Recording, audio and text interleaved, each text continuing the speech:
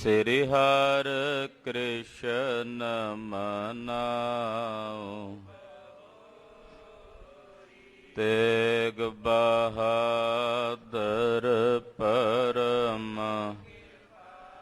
ਵਾਹਿਗੁਰੂ ਪਰਮ। ਸ਼੍ਰੀ ਗੁਰੂ ਗੋਬਿੰਦ ਸਿੰਘ ਤਰੋ ਤਰਾ ਪਰ ਪੁੰਨ ਪੁੰਨ ਸੀਸਾ ਜੀ ਪੁੰਨ ਪੁੰਨ ਸੀਸਾ। ਬੰਦੋਂ ਬਾਰ ਬਾਰ ਜਗਦੀਸਾ। ਏਕ ਓੰਕਾਰ ਸਤਿਗੁਰੂ ਤਿਹ ਪ੍ਰਸਾਦ ਸਚ ਹੋਏ। ਵਾਹਿਗੁਰੂ ਜੀ ਕੀ ਫਤਿਹ ਹੈ। ਬਿਘਨ ਬਿਨਾਸਨ ਸੋਏ। ਜਿਸ ਮਹਿ ਅੰਮ੍ਰਿਤ ਗਿਆਨ ਹੈ ਮਾਨਕ ਭਗਤ ਵੈਰਾਗ। ਗੁਰੂ ਗ੍ਰੰਥ ਸਾਹਿਬ ਉਦਦ ਬੰਦੋਂ ਕਰ ਅਨੁਰਾਗ। ਗੁਰੂ ਗ੍ਰੰਥ ਸਾਹਿਬ ਉਦਦ ਬੰਦੋਂ ਕਰ ਅਨੁਰਾਗ। ਸਤਨਾਮ ਸ੍ਰੀ ਵਾਹਿਗੁਰੂ ਸਾਹਿਬ ਜੀ। ਦੋਹਰਾ ਮੋਕੋ ਮਿਲਹੁ ਆਨ ਕਬ ਕਰੁਣਾ ਨਿਧ ਸੁਖ ਦਾਏ। ਕਿਦੋਂ ਚਲਹੁ ਲੈ ਸੰਗ ਨਿਜ ਬਿਰਹਿ ਨਾ ਹੋਵੈ ਜਿਸ ਭਾਏ। ਵਾਹਿਗੁਰੂ ਜੀ ਕਾ ਖਾਲਸਾ ਵਾਹਿਗੁਰੂ ਜੀ ਕੀ ਫਤਿਹ। ਜੁਗੋ ਜੁਗ ਅਟਲ ਸਤਿਗੁਰੂ ਸ੍ਰੀ ਗੁਰੂ ਗ੍ਰੰਥ ਸਾਹਿਬ ਜੀ ਮਹਾਰਾਜ ਜੀ ਦੀ ਪਾਵਨ ਪਵਿੱਤਰ ਹਜ਼ੂਰੀ 'ਚ ਜੁੜ ਬੈਠੀ ਗੁਰੂ ਕੀ ਸਾਜੀ ਔਰ ਨਵਾਜੀ ਹੋਈ ਗੁਰੂ ਕਾ ਖਾਸ ਰੂਪ ਗੁਰੂ ਖਾਲਸਾ ਸਾਧ ਸੰਗਤ। ਨਿਤਾ ਪ੍ਰਤੀ ਸਤਿਗੁਰੂ ਨੌਵੇਂ ਪਾਤਸ਼ਾਹ ਦੇ ਪਾਵਨ ਪਵਿੱਤਰ ਦਰਬਾਰ ਅੰਦਰ ਹਾਜ਼ਰੀਆਂ ਭਰ ਕੇ ਧੰਨ ਗੁਰੂ ਨਾਨਕ ਦੇਵ ਸਾਹਿਬ ਜੀ ਮਹਾਰਾਜ ਜੀ ਦੀ ਜਨਮ ਸਾਖੀ ਦੀ ਚੱਲ ਰਹੀ ਲੜੀਵਾਰ ਕਥਾ ਆਪ ਜੀ ਬਹੁਤ ਹੀ ਅਦਬ ਸਤਿਕਾਰ ਸ਼ਰਧਾ ਭਾਵਨਾ ਸਹਿਤ ਸਰਵਣ ਕਰ ਰਹੇ ਹੋ। ਗਰੀਬ ਨਵਾਜ ਸਤਿਗੁਰੂ ਗੁਰੂ ਨਾਨਕ ਪਾਤਸ਼ਾਹ ਕੰਧਾਰ ਪਹੁੰਚੇ ਹਨ। ਕੰਧਾਰ ਵਿੱਚ ਰਹਿਣ ਵਾਲੇ ਯਾਰ ਵਲੀ ਨਾਮ ਦੇ ਇੱਕ ਮੁਸਲਮਾਨ ਨੂੰ ਸਤਿਗੁਰੂ ਜੀ ਨੇ ਆਪਣੇ ਦਰਸ਼ਨ ਦੇ ਕੇ ਕਿਰਤਾਰਥ ਕੀਤਾ ਹੈ। ਇੱਥੇ ਕੁਝ ਦੂਰੀ ਤੇ ਛਤਰੀ ਵਰਨ ਨਾਲ ਸੰਬੰਧ ਰੱਖਣ ਵਾਲੇ ਇੱਕ ਨੇਮੀ ਪ੍ਰੇਮੀ ਨੂੰ ਸਤਿਗੁਰੂ ਜੀ ਨੇ ਆਤਮ ਗਿਆਨ ਦੀ ਸੋਝੀ ਦੇ ਕੇ ਕਿਰਤਾਰਥ ਕੀਤਾ। ਯਾਰ ਵਲੀ ਜੀ ਪਰਾਂ ਵਿੱਚ ਰੰਗੇ ਗਏ ਸਨ ਜਿਨ੍ਹਾਂ ਦਾ ਨਾਮ ਸੀ ਸ਼ੇਖ ਸ਼ਰਫ। ਪੁੱਛਣ ਲੱਗੇ ਯਾਰ ਵਲੀ ਤੈਨੂੰ ਇਹ ਰੰਗ ਤੇ ਆਨੰਦ ਕਿਵੇਂ ਮਿਲਿਆ ਹੈ? ਯਾਰ ਵਲੀ ਨੇ ਦੱਸਿਆ ਦੀਨ ਦੁਨੀਆ ਦੇ ਮਾਲਕ ਗੁਰੂ ਨਾਨਕ ਸਾਹਿਬ ਦੀ ਕਿਰਪਾ ਨਾਲ। ਕਹਿੰਦਾ ਮੈਨੂੰ ਵੀ ਉਹਨਾਂ ਦੇ ਦਰਸ਼ਨ ਕਰਾਓ, ਚੱਲ ਲੈ ਚੱਲ। ਕਹਿੰਦੇ ਇੱਥੇ ਬਹਿ ਕੇ ਆਰਾਧਨਾ ਕਰ, ਉਹ ਅੰਤਰਯਾਮੀ ਨੇ ਆਪ ਆ ਕੇ ਤੈਨੂੰ ਦਰਸ਼ਨ ਦੇਣਗੇ। 3 ਦਿਨ ਸ਼ੇਖ ਸ਼ਰਫ ਬੈਠਾ ਰਿਹਾ, ਆਰਾਧਦਾ ਰਿਹਾ। ਚੌਥੇ ਦਿਨ ਮਹਾਰਾਜ ਗੁਰੂ ਨਾਨਕ ਸਾਹਿਬ ਨੇ ਜਾ ਕੇ ਇਹਨੂੰ ਦਰਸ਼ਨ ਦਿੱਤੇ।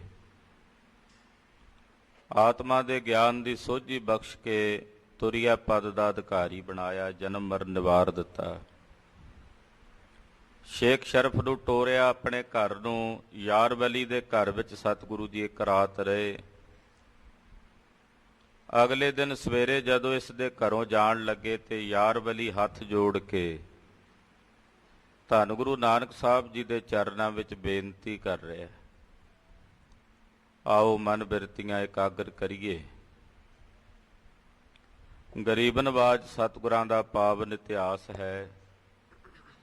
ਸਰਵਣ ਕਰੀਏ। ਸਰਵਣ ਕਰਨ ਤੋਂ ਪਹਿਲਾਂ ਆਖੋ ਜੀ ਸਤਨਾਮ। ਸ੍ਰੀ ਵਾਹਿਗੁਰੂ ਸਾਹਿਬ ਜੀ। ਸਤਨਾਮ। ਵਾਹਿਗੁਰੂ ਸਾਹਿਬ। ਦੋਹਰਾ ਮੋਕੋ ਮਿਲਹੁ ਆਨ ਕਬ ਕਰੁਣਾ ਨਿਧ ਸੁਖ ਦਾਏ। ਯਾਰ ਬਲੀ ਨੇ ਬੇਨਤੀ ਕੀਤੀ ਹੈ ਕਰੁਣਾ ਨਿਧ, ਕਰੁਣਾ ਦੇ ਸਮੁੰਦਰ ਸਤਿਗੁਰੂ ਆਪ ਜੀ ਜਾ ਰਹੇ ਹੋ, ਮੈਂ ਨਹੀਂ ਰੋਕਾਂਗਾ, ਪਰ ਆਪ ਜੀ ਕਿਰਪਾ ਕਰਕੇ ਦੱਸੋ ਕਿ ਹੁਣ ਦੁਬਾਰਾ ਕਦੋਂ ਮੇਲ ਹੋਵੇਗਾ। ਆਪ ਜੀ ਦੁਬਾਰਾ ਕਦੋਂ ਆ ਕੇ ਮੈਨੂੰ ਮਿਲੋਗੇ, ਕਦੋਂ ਆਪਣੇ ਸੋਹਣੇ ਦਰਸ਼ਨ ਦੇ ਕੇ ਨਿਵਾਜੋਗੇ। ਕਿਦੋ ਚਲਹੁ ਲੈ ਸੰਗ ਨਿਜ ਬਿਰਹਿ ਨਾ ਹੋਇ ਜਿਸ ਭਾਏ। ਤੇ ਜਾਂ ਫਿਰ ਮਹਾਰਾਜ ਜੀ ਮੈਨੂੰ ਆਪਣੇ ਨਾਲ ਹੀ ਲੈ ਚੱਲੋ ਕਿ ਮੇਰਾ ਤੁਹਾਡੇ ਤੋਂ ਵਿਛੋੜਾ ਹੋਵੇ ਹੀ ਨਾ, ਮੈਂ ਤੁਹਾਡੇ ਤੋਂ ਵਿਛੜਾ ਹੀ ਨਾ। ਮਹਾਰਾਜ ਯਾਰ ਬਲੀ ਜੀ ਬੜੇ ਪ੍ਰੇਮ ਚ ਆ ਕੇ ਬੇਨਤੀ ਕਰ ਰਹੇ ਨੇ, ਮਹਾਰਾਜ ਦੁਬਾਰਾ ਕਦੋਂ ਦਰਸ਼ਨ ਦਿਓਗੇ, ਜਾਂ ਫਿਰ ਆਪਣੇ ਨਾਲ ਹੀ ਲੈ ਚੱਲੋ ਮਹਾਰਾਜ ਜਿੱਥੇ ਜਾ ਰਹੇ ਹੋ, ਕਿ ਤੁਹਾਡੇ ਤੋਂ ਵਿਛੋੜਾ ਹੋਵੇ ਹੀ ਨਾ, ਤੁਹਾਡੇ ਤੋਂ ਕਦੇ ਵਿਛੜਾ ਹੀ ਨਾ। ਚੌਪਈ ਸ਼੍ਰੀ ਗੁਰ ਕਹਿਓ ਮਿਲਨ ਇਹੋ ਜਾਣਾ। ਸਤਿਗੁਰੂ ਜੀ ਕਹਿਣ ਲੱਗੇ ਯਾਰ ਬਲੀ ਮਿਲਣਾ ਇਹ ਜਾਣਿਆ ਹੈ, ਤਾਵੇ ਕੋ ਕਰ ਦੂਰ ਗੁਮਾਨਾ। ਸਾਡੇ ਨਾਲ ਜੇ ਸदैव ਹੀ ਮਿਲਦਾ ਹੈ, ਤੂੰ ਚਾਹੁੰਦਾ ਵੀ ਸਾਨੂੰ ਸਦਾ ਹੀ ਮਿਲਿਆ ਰਵੇਂ, ਤੇ ਯਾਰ ਬਲੀ ਦਾਵੇ ਦੀ ਬਿਰਤੀ ਛੱਡ ਦਿਓ। ਦਾਵੇ ਦਾ ਮਤਲਬ ਹੁੰਦਾ ਵੀ ਹੰਕਾਰ, ਮਾਣ, ਅਭਿਮਾਨ, ਵੀ ਮੈਂ ਇਹ ਕਰਾਂਗਾ, ਮੈਂ ਇਹ ਕਰ ਸਕਦਾ। ਆ ਜਿਹੜਾ ਦਾਵੇ ਦੀ ਬਿਰਤੀ ਆ ਇਹਨੂੰ ਛੱਡ ਦਿਓ, ਇਹਨੂੰ ਤਿਆਗ ਦਿਓ। ਰਹਿਨੋ ਇਹਾਂ ਆਪਨੋ ਜਾਣੋ। ਔਰ ਇਹ ਸੰਸਾਰ ਦੇ ਵਿੱਚ ਇੱਥੇ ਤੁਸੀਂ ਆਪਣਾ ਰਹਿਣਾ ਜਾਣੋ। ਰਿਦੇ ਹਮਾਰੀ ਆਇਸ ਮਾਨੋ। ਮਹਾਰਾਜ ਜੀ ਕਹਿੰਦੇ ਸਾਡੀ ਆਗਿਆ ਇਹੀ ਹੈ ਯਾਰ ਬਲੀ ਕਿ ਤੁਸੀਂ ਇੱਥੇ ਰਹਿਣਾ ਕਰੋ। ਅਸ ਕਹਿ ਗਮਨ ਕੀਨ ਤੇ ਕਾਲਾ। ਜਦੋਂ ਦਾਵੇ ਦੀ ਬਿਰਤੀ ਛੱਡ ਕੇ ਰਹੋਗੇ ਸਦਾ ਹੀ ਸਾਨੂੰ ਮਿਲੇ ਰਹੋਗੇ, ਸਦਾ ਹੀ ਸਾਡੇ 'ਚ ਭੇਦ ਹੋ ਕੇ ਰਹੋਗੇ। ਏਦਾਂ ਯਾਰ ਬਲੀ ਨੂੰ ਧੀਰਜ ਦੇ ਕੇ ਗਰੀਬ ਨਵਾਜ ਪਾਤਸ਼ਾਹ ਜੀ ਕੰਧਾਰ ਤੋਂ ਚੱਲੇ ਹਨ। ਤਜ ਕੰਧਾਰ ਗੇ ਗ੍ਰਾਮ ਕਿਰਪਾਲਾ। ਕੰਧਾਰ ਛੱਡ ਕੇ ਮਹਾਰਾਜ ਜੀ ਕੁਝ ਦੂਰੀ ਦਾ ਪੈਂਡਾ ਤੈਅ ਕੀਤਾ ਤੇ ਇੱਕ ਗ੍ਰਾਮ, ਇੱਕ ਨਗਰ ਵਿੱਚ ਆਏ ਨੇ ਕਿਰਪਾਲੂ ਸਤਿਗੁਰੂ। ਇੱਕ ਪਠਾਨ ਮਿਲਿਓ ਤੇ ਆਈ। ਇੱਕ ਨਗਰ ਦੇ ਬਾਹਰ-ਬਾਹਰ ਸਤਿਗੁਰੂ ਜੀ ਉਤਰੇ ਨੇ, ਬੀਆਬਾਨ ਉਜਾੜ ਹੈ, ਜੰਗਲ ਹੈ। ਉੱਥੇ ਸਤਿਗੁਰਾਂ ਨੂੰ ਇੱਕ ਪਠਾਨ ਦਾ ਪੁੱਤਰ ਆ ਕੇ ਮਿਲਿਆ। ਪ੍ਰਭ ਕੋ ਦੇਖਤ ਗਿਰਾ ਅਲਾਈ। ਉਸ ਪਠਾਨ ਨੇ ਜਦੋਂ ਸਤਿਗੁਰਾਂ ਨੂੰ ਬੈਠਿਆਂ ਵੇਖਿਆ, ਭਾਈ ਬਾਲਾ ਜੀ ਨਾਲ ਸਨ, ਵੇਖ ਕੇ ਉਹ ਪਠਾਨ ਬੇਨਤੀ ਕਰਕੇ ਕਹਿਣ ਲੱਗਾ, ਦੋਹਰਾ कहते आए कौन हो क्यों बैसे इस थान। ਕਹਿਣ ਲੱਗਾ ਜੀ ਕਿੱਥੋਂ ਆਏ ਹੋ? ਸਤਿਗੁਰਾਂ ਨੂੰ ਪੁੱਛਦਾ ਉਹ ਪਠਾਨ, कहते ਆਏ, ਕਿੱਥੋਂ ਆਏ ਹੋ, ਕੌਣ ਹੋ, ਇਸ ਉਜਾੜ ਵਿੱਚ ਇੱਥੇ ਬਾਹਰ ਤੁਸੀਂ ਕਿਉਂ ਬੈਠੇ ਹੋ? किस स्यों तुमरो काम है मुखते साच बखान। ਹਾਂਜੀ ਦੱਸੋ, ਜੇ ਤੁਹਾਡਾ ਕਿਸੇ ਨਾਲ ਇਸ ਨਗਰ ਦੇ ਵਿੱਚ ਕੋਈ ਕੰਮ ਹੈ, ਕਿਸੇ ਨੂੰ ਮਿਲਣਾ ਗਿਲਣਾ ਹੈ ਜਾਂ ਕਿਸੇ ਨਾਲ ਕੋਈ ਕੰਮ ਹੈ ਤਾਂ ਉਹ ਮੈਨੂੰ ਸੱਚੋ ਸੱਚ ਦੱਸ ਦਿਓ। ਚੌਪਈ ਤਿਹ ਸੋ ਬਚਨ ਕਹਿਓ ਸੁਖ ਦਾਏ। ਸੁਖ ਦਾਤੇ ਸਤਿਗੁਰੂ ਗੁਰੂ ਨਾਨਕ ਸਾਹਿਬ ਜੀ ਮਹਾਰਾਜ ਜੀ ਨੇ ਸੁਖ ਦੇਣ ਵਾਲੇ ਬਚਨ ਬੋਲੇ ਤੇ ਕਹਿਣ ਲੱਗੇ, ਹਮ ਹੈ ਬੰਦੇ ਲਖੋਂ ਖੁਦਾਏ। ਮਹਾਰਾਜ ਜੀ ਕਹਿਣ ਲੱਗੇ ਅਸੀਂ ਖੁਦਾ ਦੇ ਬੰਦੇ ਹਾਂ। ਉਹਨੇ ਪੁੱਛਿਆ ਜੀ ਕੌਣ ਹੋ? ਮਹਾਰਾਜ ਜੀ ਕਹਿੰਦੇ ਖੁਦਾ ਦੇ ਬੰਦੇ ਹਾਂ, ਇਹ ਜਾਣ ਲੈ। ਇੱਕ ਮਾਨਵ ਸੋ ਹਮਰੋ ਕਾਜਾ। ਆ ਜਿਹੜਾ ਨਗਰ ਹੈ, ਇਸ ਨਗਰ ਵਿੱਚ ਇੱਕ ਬੰਦੇ ਨਾਲ ਸਾਡਾ ਕੰਮ ਹੈ, ਇਸ ਨਗਰ ਦੇ ਇੱਕ ਮਾਨਵ ਨਾਲ ਸਾਡਾ ਕੰਮ ਹੈ। ਮਿਲੋ ਤਾਹੇ ਸੋ ਕਹੋ ਨਾ ਪਾਜਾ। ਉਹਦੇ ਨਾਲ ਅਸੀਂ ਮਿਲਾਪ ਕਰਨਾ, ਮਿਲਣਾ, ਅਸੀਂ ਕੋਈ ਪਾਜ ਨਹੀਂ ਕਹਿੰਦੇ। ਪੂਜੈ ਖਾਨ ਕੌਣ ਨਰ ਸੋਏ। ਅੱਗੋਂ ਖਾਨ ਬੋਲਿਆ, ਕਹਿੰਦਾ ਜੀ ਕਿਹੜਾ ਬੰਦਾ ਜਿਹਨੂੰ ਤੁਸੀਂ ਮਿਲਣਾ, ਜਿਹਦੇ ਨਾਲ ਤੁਹਾਡਾ ਕੰਮ ਹੈ, ਜਿਹ ਸੋ ਮਿਲਨ ਤੁਮਾਰਾ ਹੋਏ। ਜਿਹਦੇ ਨਾਲ ਤੁਸੀਂ ਮਿਲਣ ਆਏ ਹੋ, ਮਿਲਾਪ ਕਰਨ ਆਏ ਹੋ, ਕੌਣ ਹੈ, ਉਹਦਾ ਕੀ ਨਾਮ ਹੈ? ਗੁਰੂ ਪਨੈ ਖੱਤਰੀ ਤੇ ਹਜਾਤ। ਸਤਿਗੁਰੂ ਜੀ ਕਹਿਣ ਲੱਗੇ ਭਾਈ ਉਹਦਾ ਨਾਂ, ਉਹਦਾ ਵਰਨ ਜਿਹੜਾ ਹੈ ਉਹ ਖੱਤਰੀ ਹੈ। ਖੱਤਰੀ ਵਰਣ ਨਾਲ ਉਹ ਸੰਬੰਧ ਰੱਖਦਾ ਹੈ। ਆਹੈ ਸੋ ਖਾਨ ਚੰਦ ਕੋ ਤਾਤ। ਉਹਦੇ ਪਿਤਾ ਦਾ ਨਾਮ ਹੈ ਖਾਨ ਚੰਦ, ਖੱਤਰੀ ਵਰਣ ਹੈ, ਔਰ ਉਹਦੇ ਪਿਤਾ ਦਾ ਨਾਮ ਖਾਨ ਚੰਦ ਹੈ। ਉਹ ਖਾਨ ਚੰਦ ਦਾ ਪੁੱਤਰ ਹੈ। ਮਾਨ ਚੰਦ ਹੈ ਜਾਂ ਕੋ ਨਾਮੂ। ਔਰ ਉਹਦਾ ਨਾਮ ਹੈ ਮਾਨ ਚੰਦ, ਜਿਹਨੂੰ ਅਸੀਂ ਮਿਲਣਾ। ਖਾਨ ਚੰਦ ਉਹਦੇ ਬਾਪ ਦਾ ਨਾਮ ਹੈ, ਤੇ ਜਿਹਨੂੰ ਅਸੀਂ ਮਿਲਣਾ ਉਹਦਾ ਨਾਮ ਮਾਨ ਚੰਦ ਹੈ। ਦੇਹ ਕੇ ਸੰਗ ਹਮਾਰੋ ਕਾਮੂ। ਉਹਦੇ ਨਾਲ ਸਾਡਾ ਕੋਈ ਕੰਮ ਹੈ, ਉਹਦੇ ਨਾਲ ਅਸੀਂ ਮਿਲਣਾ ਚਾਹੁੰਦੇ ਹਾਂ। ਖਾਨ ਪਨੈ ਹੋਇ ਗ੍ਰਾਮ ਮਝਾਰਾ। ਅੱਗੋਂ ਪਠਾਨ ਬੋਲਿਆ, ਕਹਿਣ ਲੱਗਾ ਸੰਤ ਜੀ ਜਿਨ੍ਹਾਂ ਨੂੰ ਤੁਸੀਂ ਮਿਲਣਾ ਉਹ ਤਾਂ ਪਿੰਡ 'ਚ ਰਹਿੰਦਾ, ਉਹ ਤਾਂ ਇਸ ਨਗਰ ਦੇ ਵਿੱਚ ਰਹਿੰਦਾ ਹੈ। ਮਿਲ ਹੋ ਜਾਏ ਕਹਿ ਤਾਹੇ ਅਗਾਰਾ। ਤੁਸੀਂ ਉਹਦੇ ਘਰ ਜਾਓ, ਉਹਦੇ ਘਰ ਜਾ ਕੇ ਉਹਨੂੰ ਮਿਲੋ, ਉਹਦੇ ਨਾਲ ਮਿਲਾਪ ਕਰੋ ਜੇ ਤੁਹਾਡਾ ਉਹਦੇ ਨਾਲ ਕੋਈ ਕੰਮ ਹੈ। ਬੈਠੇ ਕਿਉਂ ਹੋ ਬੀਚ ਉਜਾਰਾ। ਤੁਸੀਂ ਇੱਥੇ ਬਾਹਰ ਉਜਾੜ 'ਚ ਕਿਉਂ ਬੈਠੇ ਹੋ ਭਲਾ? ਇੱਥੇ ਬਾਹਰ ਉਜਾੜ 'ਚ ਬੈਠੇ ਹੋ, ਜੇ ਉਹਨੂੰ ਮਿਲਣਾ ਹੈ ਤੁਸੀਂ ਮਾਨ ਚੰਦ ਨੂੰ, ਤਾਂ ਉਹਦੇ ਘਰ ਜਾ ਕੇ ਉਹਨੂੰ ਮਿਲੋ। ਸ਼ੁਭ ਸੁਭਾਏ ਮੈਂ ਲਖੋ ਤੁਮਾਰਾ। ਸੰਤ ਜੀ ਵੇਖਣ ਨੂੰ ਤੁਹਾਡਾ ਸੁਭਾਅ ਬੜਾ ਸ਼ੁਭ ਹੈ। ਉਹ ਪਠਾਨ ਕਹਿੰਦਾ ਤੁਹਾਡਾ ਸੁਭਾਅ ਬੜਾ ਸ਼ੁਭ ਹੈ, ਨਿਰਮਲ ਸੁਭਾਅ ਦੇ ਤੁਸੀਂ ਮਾਲਕ ਪ੍ਰਤੀਤ ਹੁੰਦੇ ਹੋ। ਸ਼੍ਰੀ ਗੁਰ ਕਹੈ ਨਾ ਹਮ ਤਹ ਜਾਏ। ਸੁਣ ਕੇ ਸਤਿਗੁਰੂ ਜੀ ਉਹਨੂੰ ਪਠਾਨ ਨੂੰ ਕਹਿਣ ਲੱਗੇ, ਭਾਈ ਅਸੀਂ ਨਹੀਂ ਜਾਣਾ ਉਹਦੇ ਘਰ, ਅਸੀਂ ਉਹਦੇ ਘਰ ਉਹਦੇ ਨਗਰ ਵਿੱਚ ਨਹੀਂ ਜਾਣਾ। ਆਨ ਮਿਲੇਗਾ ਸੋ ਇਹ ਥਾਏ। ਉਹ ਆਪੇ ਆ ਕੇ ਮਿਲੇਗਾ ਸਾਨੂੰ। ਪਾਤਸ਼ਾਹ ਕਹਿੰਦੇ ਅਸੀਂ ਨਹੀਂ ਜੇ ਜਾਣਾ ਉੱਥੇ ਉਹਦੇ ਘਰ, ਉਹ ਆਪ ਆ ਕੇ ਸਾਨੂੰ ਮਿਲੇਗਾ। ਸੁਣ ਕੇ ਖਾਨ ਗ੍ਰਾਮ ਮਹਿ ਗਇਓ। ਸੁਣ ਕੇ ਉਹ ਪਠਾਨ ਪਿੰਡ ਦੇ ਵਿੱਚ ਚਲਾ ਗਿਆ। ਖੱਤਰੀ ਕੋ ਸੁਧ ਦੇਵਤ ਭਇਓ। ਉਸੇ ਖੱਤਰੀ ਮਾਨ ਚੰਦ ਦੇ ਘਰ ਵਿੱਚ ਪਹੁੰਚ ਕੇ ਉਸ ਪਠਾਨ ਨੇ ਖਬਰ ਦਿੱਤੀ। ਬਾਹਰ ਦੁਐ ਫਕੀਰ ਹੈ ਬੈਸੇ। ਆਵਾਜ਼ ਮਾਰ ਕੇ ਆਖਿਆ, ਉਹ ਮਾਨ ਚੰਦ ਬਾਹਰ ਦੋ ਫਕੀਰ ਆ ਕੇ ਬੈਠੇ ਹੋਏ ਨੇ ਉਜਾੜ ਵਿੱਚ। ਮੈਂ ਬੂਝਿਓ ਸੋ ਭਾਖਤ ਐਸੇ।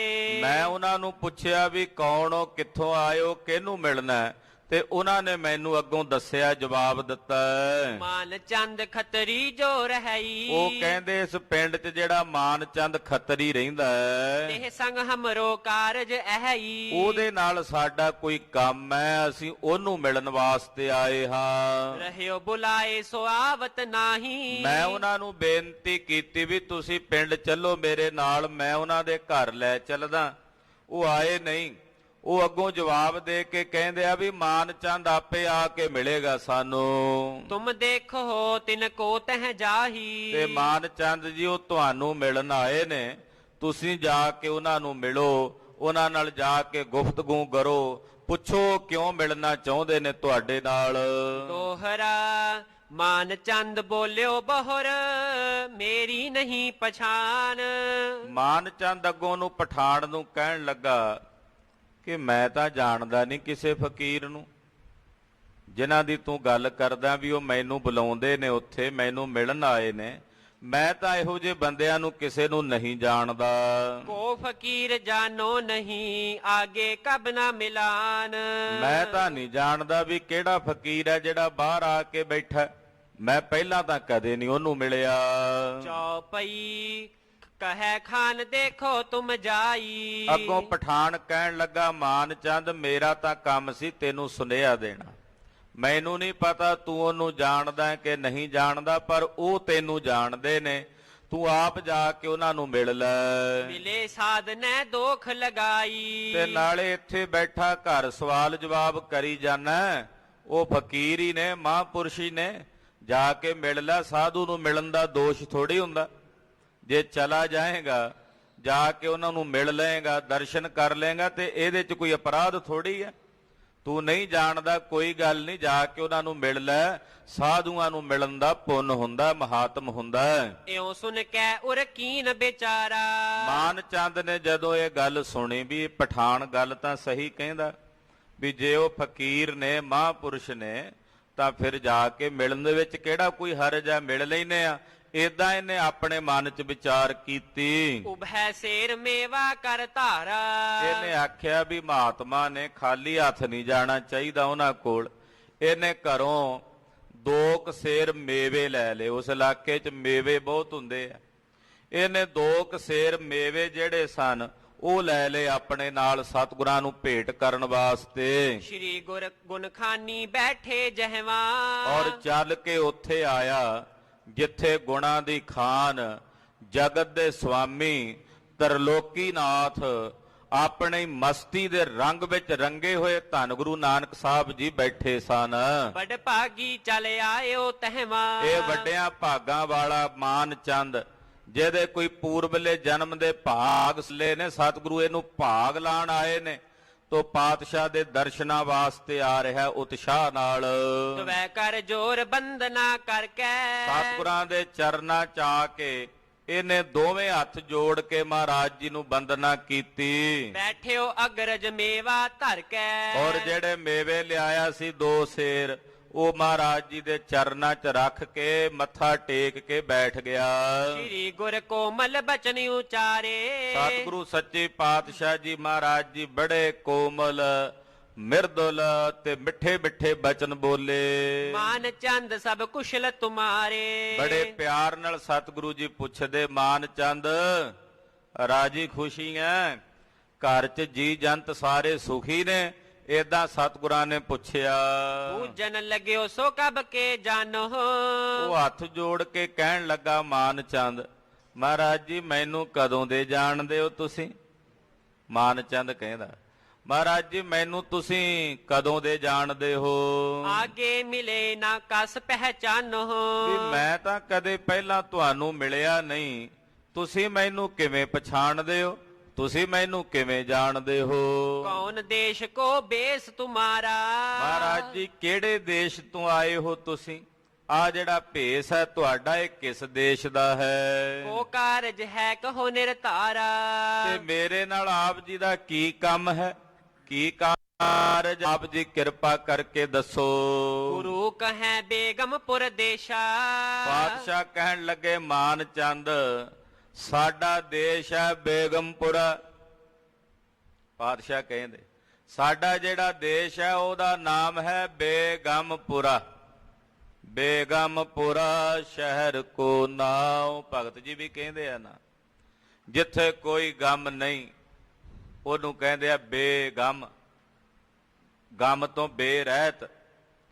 ਕਹਿੰਦੇ ਪਾਤਸ਼ਾਹ ਕਹਿੰਦੇ ਸਾਡਾ ਦੇਸ਼ ਹੈ ਬੇਗਮਪੁਰਾ, ਉੱਥੋਂ ਦੇ ਅਸੀਂ ਵਾਸੀ ਹਾਂ। ਏਕ ਓੰਕਾਰ ਰੂਪ ਤਨ ਬੇਸਾ ਔਰ ਆ ਜਿਹੜਾ ਭੇਸ ਤੂੰ ਵੇਖਦਾ ਇਹ ਏਕ ਓੰਕਾਰ ਦਾ ਹੈ, ਏਕੋ ਓੰਕਾਰ ਦਾ ਭੇਖ ਹੈ ਜਿਹੜਾ ਅਸੀਂ ਧਾਰਨ ਕੀਤਾ ਹੋਇਆ। ਨਾਨਕ ਨਿਰੰਕਾਰੀ ਮਮ ਨਾਏ ਔਰ ਸਾਡਾ ਨਾਮ ਹੈ ਨਾਨਕ ਨਿਰੰਕਾਰੀ। ਪਾਤਸ਼ਾਹ ਜਿੱਥੇ ਜਾਂਦੇ ਹੀ ਕਹਿੰਦੇ ਨਾਨਕ ਨਿਰੰਕਾਰੀ, ਯਾਨੀ ਕਿ ਅਕਾਲ ਪੁਰਖ ਪਰਮੇਸ਼ਰ ਦਾ ਬੰਦਾ ਹੈ ਨਾਨਕ। ਨਿਰੰਕਾਰ ਦਾ ਬੰਦਾ ਨੂੰ ਕਹਿੰਦੇ ਨੇ ਨਾਨਕ ਨਿਰੰਕਾਰੀ। ਜਿਹੜਾ ਨਿਰੰਕਾਰ ਨਾਲ ਜੁੜਿਆ ਹੋਵੇ ਉਸੇ ਨੂੰ ਨਿਰੰਕਾਰੀ ਕਹਿੰਦੇ ਹਨ। ਅਕਾਲ ਪੁਰਖ ਪਰਮੇਸ਼ਰ ਦੇ ਨਾਲ ਜੁੜਿਆ ਹੋਣ ਕਰਕੇ ਪਾਤਸ਼ਾਹ ਕਹਿੰਦੇ ਸਾਡਾ ਨਾਮ ਹੈ ਨਾਨਕ ਨਿਰੰਕਾਰੀ। ਇਸ ਕੋ ਬਾਲਾ ਸਰਬ ਅਲਾਏ ਆ ਜੋ ਸਾਡੇ ਨਾਲ ਬੈਠੇ ਨੇ ਸੰਤ ਜੀ, ਇਹਨਾਂ ਦਾ ਨਾਮ ਹੈ ਭਾਈ ਬਾਲਾ। ਇਹਨਾਂ ਨੂੰ ਭਾਈ ਬਾਲਾ ਕਹਿ ਕੇ ਸਾਰੇ ਬੁਲਾਉਂਦੇ ਹਨ। ਮਾਨ ਚੰਦ ਸੁਨ ਬਚਨ ਉਚਾਰੇ ਮਾਨ ਚੰਦ ਸੁਣ ਕੇ ਬੋਲਿਆ, ਕਹਿਣ ਲੱਗਾ ਐਸੀ ਬਾਤ ਨਾ ਬੀਚ ਸੰਸਾਰੇ। ਕਹਿਣ ਲੱਗਾ ਜੀ ਇਹ ਜਿਹੜੀਆਂ ਗੱਲਾਂ ਤੁਸੀਂ ਪੇ ਕਹਿੰਦੇ ਹੋ ਬੇਗਮਪੁਰੇ ਦੀ ਬਾਤ ਕਰਦੇ ਹੋ, ਇਹ ਬੇਗਮਪੁਰਾ ਇਸ ਸ਼ਹਿਰ ਵਿੱਚ ਇਸ ਦੇਸ਼ ਵਿੱਚ ਤਾਂ ਨਹੀਂ ਕਿਤੇ ਸੁਣਿਆ ਭਾਸਦਾ, ਇਸ ਸੰਸਾਰ ਦੇ ਵਿੱਚ ਤਾਂ ਨਹੀਂ ਕਦੇ ਸੁਣਿਆ। ਦੋਹਰਾ ਔਰ ਬਾਤੈ ਕਰੋ ਜਾਨੀ ਜਾਏ ਨਾ ਜੋਏ। ਕਹਿਣ ਲੱਗਾ ਜੀ ਤੁਸੀਂ ਹੋਰ ਹੀ ਗੱਲਾਂ ਕਰਦੇ ਹੋ, ਮੇਰੀ ਸਮਝ ਚ ਨਹੀਂ ਪਈਆਂ ਪੈਂਦੀਆਂ। ਮਾਨ ਚੰਦ ਕਹਿੰਦਾ ਮਹਾਰਾਜ ਬੇਗਮਪੁਰਾ ਦੱਸਦੇ ਹੋ, ਨਾਨਕ ਨਿਰੰਕਾਰੀ ਦੱਸਦੇ ਹੋ, ਆਪਣੇ ਆਪ ਨੂੰ ਏਕ ਓੰਕਾਰ ਦਾ ਭੇਸ ਦੱਸਦੇ ਹੋ, ਆ ਜਿਹੜੀਆਂ ਗੱਲਾਂ ਤੁਸੀਂ ਪੇ ਕਹਿੰਦੇ ਹੋ ਹੋਰ ਇਹ ਮੇਰੀ ਸਮਝ ਵਿੱਚ ਨਹੀਂ ਪਈਆਂ ਆਉਂਦੀਆਂ, ਮੇਰੀ ਸਮਝ ਤੋਂ ਪਰੇ ਹਨ। ਕੌਣ ਵੇਖ ਨਹਿ ਲਖ ਸਕੋ ਮੁਝ ਅਚਰਜ ਮਨ ਹੋਏ। ਤੁਹਾਡਾ ਜਿਹੜਾ ਇਹ ਵੇਖ ਹੈ ਭੇਖ ਹੈ ਇਹ ਕੌਣ ਕਹੀਏ ਕਿਸ ਦਾ ਹੈ? ਮੈਂ ਤਾਂ ਅਸਚਰਜ ਹੋ ਕੇ ਵੇਖ ਰਿਹਾ, ਮੈਨੂੰ ਨਹੀਂ ਪਈ ਸਮਝ ਆਉਂਦੀ। ਚੌਪਈ ਗੁਰ ਕਹਿ ਅਸ ਬਚ ਮਹਿ ਸੁਖ ਸਾਰਾ। ਮਹਾਰਾਜ ਜੀ ਕਹਿੰਦੇ ਮਾਨ ਚੰਦ ਜਿਹੜੀਆਂ ਗੱਲਾਂ ਤੈਨੂੰ ਹੋਰ ਜੀਆਂ ਪ੍ਰਤੀਤ ਹੁੰਦੀਆਂ ਨੇ ਨਾ ਵੀ ਇਹ ਤਾਂ ਹੋਰ ਗੱਲਾਂ ਨੇ, ਮਹਾਰਾਜ ਜੀ ਕਹਿੰਦੇ ਇਹਨਾਂ ਗੱਲਾਂ ਵਿੱਚ ਹੀ ਸਾਰ ਸੁੱਖ ਹੈ। ਆਖੋ ਸਤਿਨਾਮ ਸ੍ਰੀ ਵਾਹਿਗੁਰੂ। ਇਹਨਾਂ ਗੱਲਾਂ ਵਿੱਚ ਸੁੱਖਾਂ ਦਾ ਸਾਰ ਹੈ, ਨਿਚੋੜ ਹੈ ਸਾਰੇ ਸੁੱਖਾਂ ਦਾ ਇਹਨਾਂ ਗੱਲਾਂ ਵਿੱਚ, ਜਿਹੜੀਆਂ ਗੱਲਾਂ ਤੈਨੂੰ ਹੋਰ ਭਾਸਦੀਆਂ ਹਨ। ਭਲੀ ਬਾਤ ਨੈ ਲਖੋ ਸੰਸਾਰਾ, ਇਹ ਸੰਸਾਰ ਭਲੀ ਪ੍ਰਕਾਰ ਨਾਲ ਸਮਝ ਲੈ ਵੀ ਹੈ ਹੀ ਨਹੀਂ, ਤਿੰਨਾਂ ਕਾਲਾਂ ਵਿੱਚ ਹੀ ਇਹ ਸੰਸਾਰ ਦਾ ਅਭਾਵ ਸਮਝ ਲੈ। ਮਿਥਿਆ ਸੋ ਨਹਿ ਆਵਹਿ ਕਾਜਾ, ਇਹ ਸੰਸਾਰ ਮਿਥਿਆ ਹੈ ਮਾਨ ਚੰਦ, ਇਹ ਕੰਮ ਨਹੀਂ ਜੇ ਆਉਣ ਵਾਲਾ। ਨਰ ਲਪਟਾਏ ਰਹੇ ਸਭ ਪਾਜਾ, ਆ ਸੰਸਾਰ ਦੇ ਸੰਸਾਰੀ ਲੋਕ ਇਸ ਪਾਜ ਨੂੰ ਵੇਖ ਕੇ ਇਹਦੇ ਨਾਲ ਲਪਟਮਾਨ ਹੋ ਰਹੇ ਹਨ। ਉੱਤਮ ਜਾਨੋ ਮਨ ਮਹਿ ਸੋਏ, ਆਪਣੇ ਮਨ ਵਿੱਚ ਇਸ ਗੱਲ ਨੂੰ ਉੱਤਮ ਕਰਕੇ ਜਾਣ ਲੈ। ਜਿਨ ਕੇ ਲਖੇ ਸਰਬ ਸੁਖ ਹੋਏ, ਜਿਹੜੇ ਸਵਰੂਪ ਨੂੰ ਲਖਣੇ ਨਾਲ ਸਰਬ ਸੁੱਖਾਂ ਦੀ ਪ੍ਰਾਪਤੀ ਹੋ ਜਾਂਦੀ ਹੈ, ਉਸ ਸਵਰੂਪ ਨੂੰ ਜਾਣਨ ਵਾਸਤੇ ਜਿਹੜੀਆਂ ਬਾਤਾਂ ਅਸੀਂ ਤੈਨੂੰ ਦਸੀਆਂ ਹਨ, ਇਹ ਕਹਿਣੀਆਂ ਉੱਤਮ ਹਨ, ਸ੍ਰੇਸ਼ਟ ਹਨ। ਤਿਉ ਮਾਇਆ ਮੋਹ ਨਸਾਏ, ਇਹਨਾਂ ਬਚਨਾਂ ਨੂੰ ਸੁਣ ਕੇ ਮਾਨ ਚੰਦ ਮਾਇਆ ਦਾ ਮੋਹ ਬਿਨਸ ਜਾਂਦਾ ਹੈ। ਇਹ ਗੱਲਾਂ ਸੁਣ ਕੇ ਮਨ ਦੇ ਵਿੱਚੋਂ ਮਾਇਆ ਦੇ ਮੋਹ ਦੀ ਨਿਵਰਤੀ ਹੋ ਜਾਂਦੀ ਹੈ। ਹੋਵੇ ਪਰਲੋਕ ਕੇ ਬਿਖੈ ਸਹਾਏ, ਔਰ ਇਹੀ ਬਚਨ ਨੇ ਜਿਹੜੇ ਅੱਗੇ ਪਰਲੋਕ ਵਿੱਚ ਵੀ ਸਹਾਈ ਹੁੰਦੇ ਹਨ। ਇਹੋ ਬਚਨ ਨੇ ਜਿਹੜੇ ਲੋਕ ਪਰਲੋਕ ਵਿੱਚ ਨਾਲ ਨਿਭਦੇ ਹਨ। ਜੋ ਕਮਾਵੇ ਸੋ ਹੈ ਸਿਆਣਾ, ਜਿਹੜਾ ਇਹਨਾਂ ਬਚਨਾਂ ਨੂੰ ਕਮਾਉਂਦਾ ਹੈ ਮਾਨ ਚੰਦ, ਉਹ ਇਹ ਸੰਸਾਰ ਵਿੱਚ ਸਿਆਣਾ ਹੈ, ਉਹੀ ਬੁੱਧੀਮਾਨ ਹੈ, ਉਹੀ ਸਰਬੱਗ ਹੈ। ਅਸ ਕੈ ਸ੍ਰੀ ਗੁਰ ਸ਼ਬਦ ਬਖਾਨਾ, ਏਦਾਂ ਕਹਿ ਕੇ ਸਤਿਗੁਰੂ ਜੀ ਨੇ ਪਾਵਨ ਸ਼ਬਦ ਆਪਣੇ ਮੁਖਾਰ ਬਿੰਦ ਚੋਂ ਉਚਾਰਨ ਕੀਤਾ। ਜਿਹ ਕੇ ਸੁਨਤਿਓ ਤਿਹ ਸੁਧ ਆਈ, ਜਿਸ ਸ਼ਬਦ ਨੂੰ ਸੁਣਦਿਆਂ ਸਾਰ ਮਾਨ ਚੰਦ ਨੂੰ ਸੋਝੀ ਦੀ ਪ੍ਰਾਪਤੀ ਹੋਈ, ਇਹ ਉਪਦੇਸ਼ ਪਰਮਗਤ ਪਾਈ। ਔਰ ਸਤਿਗੁਰਾਂ ਦਾ ਉਪਦੇਸ਼ ਲੈ ਕੇ ਭਾਈ ਮਾਨ ਚੰਦ ਜੀ ਪਰਮ ਗਤੀ ਨੂੰ ਪ੍ਰਾਪਤ ਹੋਏ। ਉਹ ਪਾਵਨ ਪਵਿੱਤਰ ਸ਼ਬਦ ਸਤਿਗੁਰੂ ਜੀ ਨੇ ਉਚਾਰਨ ਕੀਤਾ, ਸਰਵਣ ਕਰੋ ਜੀ। ਤਿਲੰਗ ਮਹੱਲਾ ਪਹਿਲਾ ਘਰ ਦੂਜਾ, ਰਾਗ ਤਿਲੰਗ ਹੈ। ਅਫਗਾਨਿਸਤਾਨ ਦੇ ਇਲਾਕੇ ਵਿੱਚ ਖਾਲਸਾ ਜੀ ਇਹ ਰਾਗ ਬਹੁਤ ਤਰੀਕੇ ਨਾਲ ਗਾਇਆ ਜਾਂਦਾ। ਤਿਲੰਗ ਤਿਮਰਲਿੰਗ ਦੇ ਇਲਾਕੇ ਦੇ ਵਿੱਚ ਗਾਇਆ ਜਾਣ ਵਾਲਾ ਰਾਗ ਤਿਲੰਗ। ਪਾਤਸ਼ਾਹ ਉੱਧਰ ਹੀ ਵਿਚਰ ਰਹੇ ਨੇ ਤੇ ਰਾਗ ਤਿਲੰਗ ਹੀ ਪਾਤਸ਼ਾਹ ਉਚਾਰਦੇ ਹਨ। ਰਾਗ ਤਿਲੰਗ ਵਿੱਚ ਪਹਿਲੇ ਪਾਤਸ਼ਾਹ ਧੰਨ ਗੁਰੂ ਨਾਨਕ ਦੇਵ ਸਾਹਿਬ ਜੀ ਮਹਾਰਾਜ ਇਹ ਸ਼ਬਦ ਉਚਾਰਦੇ ਹਨ, ਔਰ ਘਰ ਦੂਜੇ ਵਿੱਚ ਗਾਇਨ ਕਰਨ ਦਾ ਪਾਤਸ਼ਾਹ ਹੁਕਮ ਕਰਦੇ ਹਨ। ਇੱਕ ਓੰਕਾਰ ਸਤਿਗੁਰ ਪ੍ਰਸਾਦ, ਪਾਤਸ਼ਾਹ ਮੰਗਲਾਚਰਨ ਕਰਦੇ ਹਨ।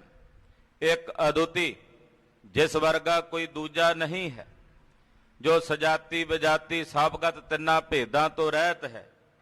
ਇੱਕ ਜੋ ਗਿਣਤੀ ਦਾ ਇੱਕ ਨਹੀਂ, ਸੰਗਿਆਵਾਚਕ ਇੱਕ ਹੈ। ਓੰਕਾਰ ਜੋ ਸਾਰਿਆਂ ਵਿੱਚ ਵਿਆਪਕ ਔਰ ਸਰਬ ਦਾ ਪ੍ਰਕਾਸ਼ਕ ਹੈ। ਉਚਾਰਨੇ ਮਾਤਰ ਨਾਲ ਰੱਖਿਆ ਕਰਨੇ ਵਾਲਾ ਹੈ। ਉਤਪਤੀ ਕਰਦਾ ਹੈ, ਪਾਲਦਾ ਹੈ ਔਰ ਸੰਘਾਰਦਾ ਹੈ। ਉਹਨੂੰ ਕਹਿੰਦੇ ਨੇ ਓੰਕਾਰ। ਸਤਿਗੁਰ ਪ੍ਰਸਾਦ ਧੰਨ ਗੁਰੂ ਨਾਨਕ ਦੇਵ ਸਾਹਿਬ ਜੀ ਦੀ ਕਿਰਪਾ ਨਾਲ ਉਸ ਓੰਕਾਰ ਦੇ ਸਵਰੂਪ ਦੀ ਪ੍ਰਾਪਤੀ ਹੁੰਦੀ ਹੈ। ਜਿਨ ਕੀਆ ਤਿਨ ਦੇਖਿਆ, ਕਿਆ ਕਹੀਐ ਰੇ ਭਾਈ। ਪਾਤਸ਼ਾਹ ਕਹਿੰਦੇ ਜਿਸ ਵਿਧਾਤੇ ਨੇ ਅਕਾਲ ਪੁਰਖ ਪਰਮੇਸ਼ਰ ਨੇ ਸਭ ਕੁਝ ਕੀਤਾ ਹੈ, ਪਾਤਸ਼ਾਹ ਕਰਤੇ ਵੱਲ ਦ੍ਰਿਸ਼ਟੀ ਲੈ ਕੇ ਜਾਂਦੇ ਐ।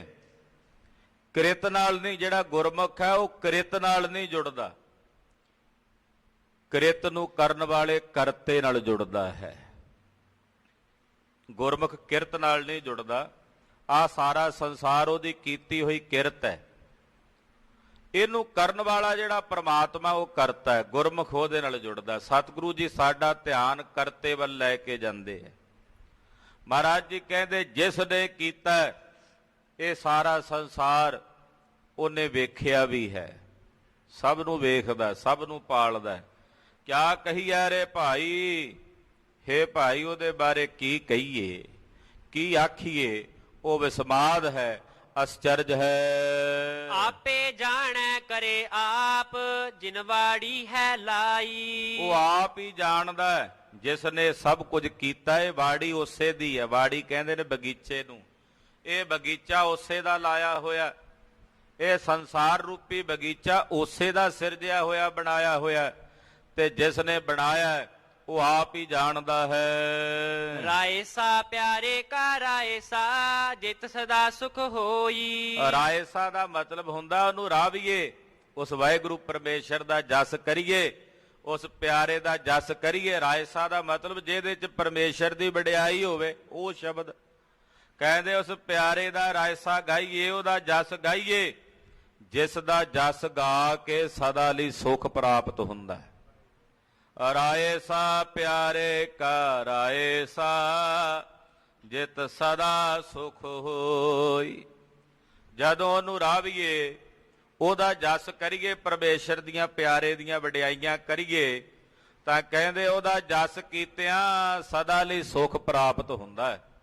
ਸदैवी ਸੁਖ ਦੀ ਪ੍ਰਾਪਤੀ ਹੁੰਦੀ ਹੈ। ਰਹਾਉ ਜਿਨ ਰੰਗ ਕੰਤ ਨਾ ਰਾਵਿਆ ਸਾ ਪਛੋਰੇ ਤਾਣੀ। ਆਹ ਪਾਤਸ਼ਾਹ ਕਹਿੰਦੇ ਜਿਨ੍ਹਾਂ ਜੀਵ ਰੂਪੀ ਇਸਤਰੀਆਂ ਨੇ ਪਾਰ ਬ੍ਰਹਮ ਪਰਮੇਸ਼ਰ ਦੇ ਪ੍ਰੇਮ ਦੇ ਰੰਗ ਵਿੱਚ ਆਪਣੇ ਆਪ ਨੂੰ ਰੰਗ ਕੇ ਉਹਦਾ ਭਜਨ ਨਹੀਂ ਕੀਤਾ, ਉਹਦੇ ਪ੍ਰੇਮ 'ਚ ਰੰਗ ਕੇ ਉਹਨੂੰ ਰਾਵਿਆ ਨਹੀਂ, ਯਾਨੀ ਕਿ ਉਹਦੀ ਆਰਾਧਨਾ ਨਹੀਂ ਕੀਤੀ, ਉਹਦਾ ਜਾਪ ਨਹੀਂ ਜਪਿਆ, ਉਹਦਾ ਸਿਮਰਨ ਨਹੀਂ ਕੀਤਾ, ਕਹਿੰਦੇ ਉਹ ਜੀਵ ਰੂਪੀ ਇਸਤਰੀਆਂ ਨੂੰ ਫਿਰ ਪਛਤਾਵਾ ਕਰਨਾ ਪਵੇਗਾ।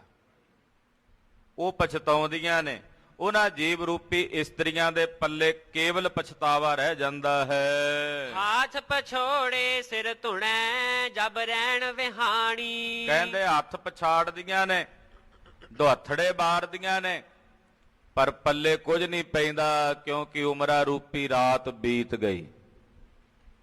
ਜਦੋਂ ਇਹ ਜ਼ਿੰਦਗੀ ਰੂਪੀ ਰਾਤ ਬੀਤ ਗਈ, ਫਿਰ ਸਿਰ ਧੁੰਨਦੀਆਂ ਨੇ, ਪਛਤਾਵਾ ਕਰਦੀਆਂ ਨੇ, ਮੱਥੇ ਤੇ ਹੱਥ ਮਾਰਦੀਆਂ ਨੇ, ਪਰ ਹੁਣ ਪਛਤਾਵੇ ਦਾ ਕੀ ਫਾਇਦਾ ਹੋਇਆ ਜਦੋਂ ਜ਼ਿੰਦਗੀ ਲੰਘ ਗਈ, ਜਦੋਂ ਉਮਰਾਂ ਰੂਪੀ ਰਾਤ ਗੁਜ਼ਰ ਗਈ। ਪਛੋਤਾਵਾ ਨਾ ਮਿਲੇ ਜਬ ਚੁਕੈਗੀ ਸਾਰੀ। ਕਹਿੰਦੇ ਜਦੋਂ ਸਾਰੀਆਂ ਨਰਦਾਂ ਚੁੱਕੀਆਂ ਗਈਆਂ, ਮਾਰੀਆਂ ਗਈਆਂ, ਸਵਾਸ ਮੁੱਕ ਗਏ ਸਾਰੇ, ਕਹਿੰਦੇ ਫਿਰ ਪਛਤਾਵਾ ਕਰੇ ਤੇ ਪਛਤਾਵਿਆਂ ਫਿਰ ਕੁਝ ਮਿਲਣਾ। ਚੌਪੜ ਖੇਡਦੇ ਆ ਨਾ, ਉਹਦੇ ਚ ਸਾਰੀਆਂ ਨਰਦਾਂ ਜਦੋਂ ਚੁੱਕੀਆਂ ਜਾਣ, ਮਾਰੀਆਂ ਜਾਣ, ਤੇ ਫਿਰ ਜਦੋਂ ਸਾਰੀਆਂ ਮਾਰੀਆਂ ਜਾਣ ਫਿਰ ਪਛਤਾਵੇ, ਉਹਦਾ ਕੀ ਫਾਇਦਾ, ਕੀ ਲਾਭ। ਧੰਨ ਗੁਰੂ ਨਾਨਕ ਸਾਹਿਬ ਪਾਤਸ਼ਾਹ ਕਹਿੰਦੇ ਜਦੋਂ ਜ਼ਿੰਦਗੀ ਲੰਘ ਗਈ, ਸਵਾਸਾਂ ਦੀਆਂ ਨਰਦਾਂ ਸਾਰੀਆਂ ਮੁੱਕ ਗਈਆਂ, ਤੇ ਫਿਰ ਹੁਣ ਪਛਤਾਵਾ ਕਰੇ, ਹੁਣ ਪਛਤਾਏ ਦਾ ਕੀ ਫਾਇਦਾ, ਕੀ ਮਿਲਣਾ, ਪਛਤਾ ਕੇ ਕੁਝ ਨਹੀਂ ਹਾਸਲ ਹੋਣਾ।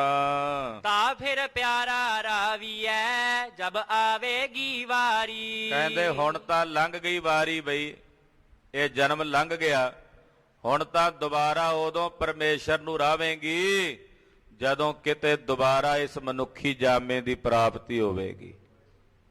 ਜਦੋਂ ਕਿਤੇ ਦੁਬਾਰਾ ਵਾਰੀ ਆਈ, ਹੁਣ ਇਹ ਤਾਂ ਪਰਮੇਸ਼ਰ ਜਾਣੇ ਕਦੋਂ ਆਵੇ। ਇਹ ਮਨੁੱਖੀ ਜਾਮਾ ਜਿਹਨੇ ਇੱਕ ਵਾਰੀ ਅਜਾਈ ਗਵਾ ਲਿਆ, ਦੁਬਾਰਾ ਖਬਰੇ ਕਦੋਂ ਮਿਲੇ, ਇਹ ਤਾਂ ਪਰਮੇਸ਼ਰ ਜਾਣਦਾ ਨਾ। ਇਸ ਮਨੁੱਖੀ ਸਰੀਰ ਤੋਂ ਇਲਾਵਾ ਮਿਲਣ ਵਾਲੀਆਂ ਹੋਰ ਜਿਤਨੀਆਂ ਵੀ ਜੂਨੀਆਂ ਨੇ, ਉਹਨਾਂ ਵਿੱਚ ਤੂੰ ਪਰਮੇਸ਼ਰ ਦਾ ਭਜਨ ਨਹੀਂ ਕਰ ਸਕੇਗਾ।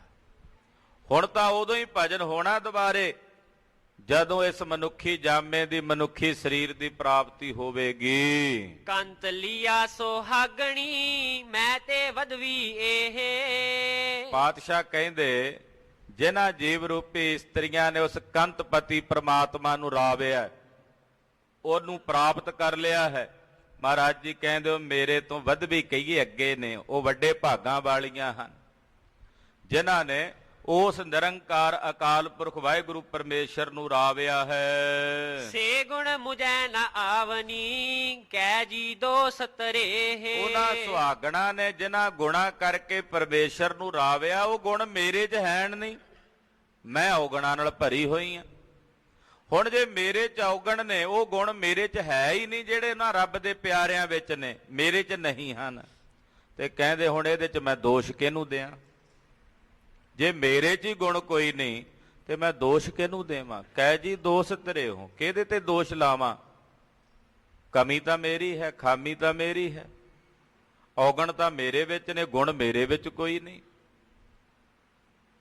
ਹੁਣ ਮੇਰੇ 'ਚ ਗੁਣ ਨਹੀਂ ਤੇ ਮੈਂ ਕਿਸ ਨੂੰ ਦੋਸ਼ ਦਿਆਂ? ਖਾਲਸਾ ਜੀ, ਦੋਸ਼ ਤਾਂ ਆਪਣੇ ਨਿਜ ਕਰਮਾਂ ਦਾ ਹੀ ਹੈ ਨਾ। ਦੂਜਿਆਂ ਤੇ ਦੋਸ਼ ਆਰੋਪਦਾ ਬੰਦਾ, ਫਲਾਣੇ ਅਮਕੇ ਇਦਾਂ, ਅਮਕੇ ਇਦਾਂ। ਪਰ ਪਾਤਸ਼ਾਹ ਕਹਿੰਦੇ ਭਾਈ ਕਿਹਦੇ ਤੇ ਦੋਸ਼ ਲਾਉਣਾ?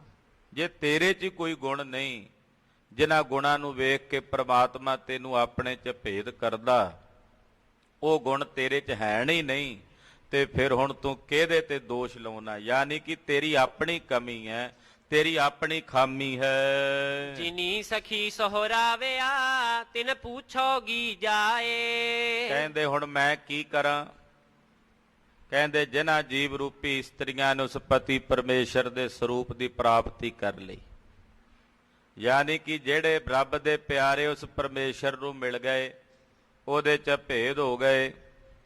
ਕਹਿੰਦੇ ਹੁਣ ਮੈਂ ਉਹਨਾਂ ਕੋਲ ਜਾ ਕੇ ਹੱਥ ਜੋੜ ਕੇ ਪੁੱਛਦੀ ਹਾਂ, ਤਿੰਨ ਪੁੱਛੋਂਗੀ ਜਾਏ। ਉਹਨਾਂ ਕੋਲ ਜਾ ਕੇ ਪੁੱਛਾਂਗੀ। ਕੀ ਪੁੱਛਾਂਗੀ? ਦੱਸਦੇ ਹਨ, ਪਾਏ ਲਗਾਓ ਬੇਨਤੀ ਕਰੋ, ਲਿਓਗੀ ਪੰਥ ਬਤਾਏ। ਉਹਨਾਂ ਨੂੰ ਪੁੱਛਾਂਗੀ ਵੀ ਮੈਨੂੰ ਦੱਸੋ ਵੀ ਰੱਬ ਦੇ ਘਰ ਨੂੰ ਜਾਣ ਦਾ ਕਿਹੜਾ ਪੰਥ ਹੈ, ਕਿਹੜਾ ਰਾਹ ਹੈ? ਤੁਸੀਂ ਤਾਂ ਗਈਆਂ ਸੋ, ਤੁਹਾਨੂੰ ਤਾਂ ਪਤਾ ਉਸ ਰਾਹ ਦਾ, ਮੈਨੂੰ ਵੀ ਦੱਸ ਦਿਓ। ਕਹਿੰਦੇ ਜੇ ਉਹ ਨਾ ਦੱਸਣਗੇ ਤੇ ਮੈਂ ਉਹਨਾਂ ਦੇ ਚਰਨੀ ਪਵਾਂਗੀ, ਉਹਨਾਂ ਦੇ ਪੈਰ ਪਲੋਸਾਂਗੀ, ਉਹਨਾਂ ਦੇ ਚਰਨਾਂ ਵਿੱਚ ਬੇਨਤੀਆਂ ਕਰਾਂਗੀ, ਮਿੰਨਤ ਕਰਾਂਗੀ, ਤਰਲਾ ਕਰਾਂਗੀ, ਹੇ ਰੱਬ ਦੇ ਪਿਆਰਿਓ ਦੱਸ ਦਿਓ ਰੱਬ ਦੇ ਘਰ ਦਾ ਮਾਰਗ ਕਿਹੜਾ ਹੈ? ਪੁੱਛੋ ਸੰਤ ਮੇਰਾ ਠਾਕੁਰ ਕੈਸਾ। ਉਹਨਾਂ ਨੂੰ ਪੁੱਛਾਂਗੇ ਮਹਾਰਾਜ ਜੀ ਕਿਰਪਾ ਕਰਕੇ ਦੱਸੋ ਰੱਬ ਦੇ ਨਿਰੰਕਾਰ ਦੇ ਘਰ ਨੂੰ ਜਾਣ ਦਾ ਮਾਰਗ ਕੈਸਾ ਹੈ? ਖਾਲਸਾ ਜੀ, ਸਾਧੂ ਬਿਨ ਨਾਹੀ ਦਰਬਾਰ। ਸਾਧੂ ਤੋਂ ਬਿਨਾਂ ਨਿਰੰਕਾਰ ਪਰਮੇਸ਼ਰ ਦੇ ਘਰ ਦੀ ਸੋਝੀ ਨਹੀਂ ਪੈਂਦੀ। ਬਿਨਾਂ ਸਾਧੂ ਨਾ ਸਿੱਧੇ ਅਤੇ ਨਿਰੰਕਾਰ ਪਰਮੇਸ਼ਰ ਦੇ ਸਰੂਪ ਵਿੱਚ ਸਾਧੂ ਦੀ ਸੰਗਤ ਤੋਂ ਬਿਨਾਂ ਨਹੀਂ ਅਭੇਦ ਹੋਇਆ ਜਾ ਸਕਦਾ। ਇਸ ਕਰਕੇ ਮਹਾਰਾਜ ਧੰਨ ਗੁਰੂ ਨਾਨਕ ਦੇਵ ਸਾਹਿਬ ਜੀ ਫਰਮਾ ਰਹੇ ਨੇ ਕਿ ਭਾਈ ਜਿਹੜੇ ਰੱਬ ਦੇ ਪਿਆਰੇ ਮਹਾਂਪੁਰਸ਼ ਗੁਰਸਿੱਖ ਜਿਹੜੇ ਉਸ ਵਾਹਿਗੁਰੂ ਪਰਮੇਸ਼ਰ 'ਚ ਮਿਲ ਕੇ ਅਭੇਦ ਹੋ ਗਏ ਨੇ, ਮੈਂ ਉਹਨਾਂ ਨੂੰ ਜਾ ਕੇ ਪੁੱਛਦੀ ਹਾਂ ਔਰ ਪੁੱਛ ਕੇ ਬੇਨਤੀ ਕਰਦੀਆਂ ਵੀ ਮੈਨੂੰ ਦੱਸੋ ਅਕਾਲ ਪੁਰਖ ਪਰਮੇਸ਼ਰ ਦੇ ਘਰ ਦਾ ਮਾਰਗ ਕਿਹੜਾ ਹੈ? ਉਹਨਾਂ ਨੂੰ ਬੇਨਤੀ ਕਰਕੇ ਪੁੱਛਦੀ ਹਾਂ, ਉਹਨਾਂ ਦੇ ਚਰਨਾਂ ਵਿੱਚ ਪੈ ਕੇ, ਉਹਨਾਂ ਦੇ ਪਾਏ ਲੱਗ ਕੇ ਉਹਨਾਂ ਨੂੰ ਬੇਨਤੀ ਕਰਦੀ ਹਾਂ। ਹੁਕਮ ਪਛਾਣੈ ਨਾਨਕਾ ਭਉ ਚੰਦਨ ਲਾਵੈ। ਫੇਰ ਉਹ ਦੱਸਦੇ ਨੇ ਰਾਹ। ਆਖੋ ਸਤਨਾਮ ਸ੍ਰੀ ਵਾਹਿਗੁਰੂ। ਜਦੋਂ ਉਹਨਾਂ ਨੂੰ ਪੁੱਛਿਆ ਫਿਰ ਉਹਨਾਂ ਨੇ ਦੱਸਿਆ ਰਾਹ। ਕੀ ਰਾਹ ਦੱਸਿਆ? ਰੱਬ ਦੇ ਪਿਆਰਿਆਂ ਨੇ ਰਾਹ ਇਹ ਦੱਸਿਆ ਕਿ ਭਾਈ ਸਭ ਤੋਂ ਪਹਿਲਾਂ ਪਰਮੇਸ਼ਰ ਦਾ ਭਾਉ ਤੇ ਡਰ ਆਪਣੇ ਹਿਰਦੇ 'ਚ ਰੱਖ। ਪਰਮੇਸ਼ਰ ਦੇ ਭਾਉ ਦਾ ਚੰਦਨ ਮਾਲ ਆਪਣੇ ਤੇ। ਇਹ ਚੰਦਨ ਹੈ, ਚੰਦਨ ਦੀ ਖੁਸ਼ਬੂ ਹੈ। ਅਕਾਲ ਪੁਰਖ ਦਾ ਭਾਉ ਮੰਨਣਾ, ਪਰਮੇਸ਼ਰ ਦਾ ਭਾਉ ਮੰਨਣਾ, ਰੱਬ ਦਾ ਭਾਉ ਮੰਨਣਾ, ਗੁਰੂ ਦਾ ਭਾਉ ਮੰਨਣਾ, ਡਰ ਮੰਨਣਾ। ਕਹਿੰਦੇ ਭਾਉ ਚੰਦਨ ਲਾਵੈ। ਪਰਮੇਸ਼ਰ ਦੇ ਭਾਉ ਨੂੰ, ਡਰ ਨੂੰ ਆਪਣੇ ਸਰੀਰ ਤੇ ਇਹ ਚੰਦਨ ਰੂਪ ਕਰਕੇ ਲਾ ਔਰ ਉਹਦੇ ਹੁਕਮ ਦੀ ਪਛਾਣ ਕਰ। ਗੁਣ ਕਾਮਣ ਕਾਮਣ ਕਰੈ ਤਉ ਪਿਆਰੇ ਕਉ ਪਾਵੈ। ਐ ਜੀਵ ਰੂਪੀ ਇਸਤਰੀਏ ਤੈਨੂੰ ਇੱਕ ਟੂਣਾ ਦੱਸ ਦਿੰਨੀ ਆ। ਟੂਣਾ। ਆਖੋ ਸਤਨਾਮ ਸ੍ਰੀ ਵਾਹਿਗੁਰੂ। ਜਿਵੇਂ ਇੱਕ ਸਖੀ ਦੂਜੀ ਸਖੀ ਨੂੰ ਪੁੱਛਦੀ ਹੈ ਵੀ ਸਖੀ ਤੇਰਾ ਪਤੀ ਤੇਰੇ ਨਾਲ ਬੜਾ ਪ੍ਰੇਮ ਕੀ ਕਰਦਾ ਹੈ, ਤੈਂ ਤਾਂ ਉਹਨੂੰ ਆਪਣੇ ਵੱਸ 'ਚ ਕੀਤਾ, ਵੀ ਮੈਨੂੰ ਵੀ ਕੋਈ ਦੱਸ ਟੋਟਕਾ।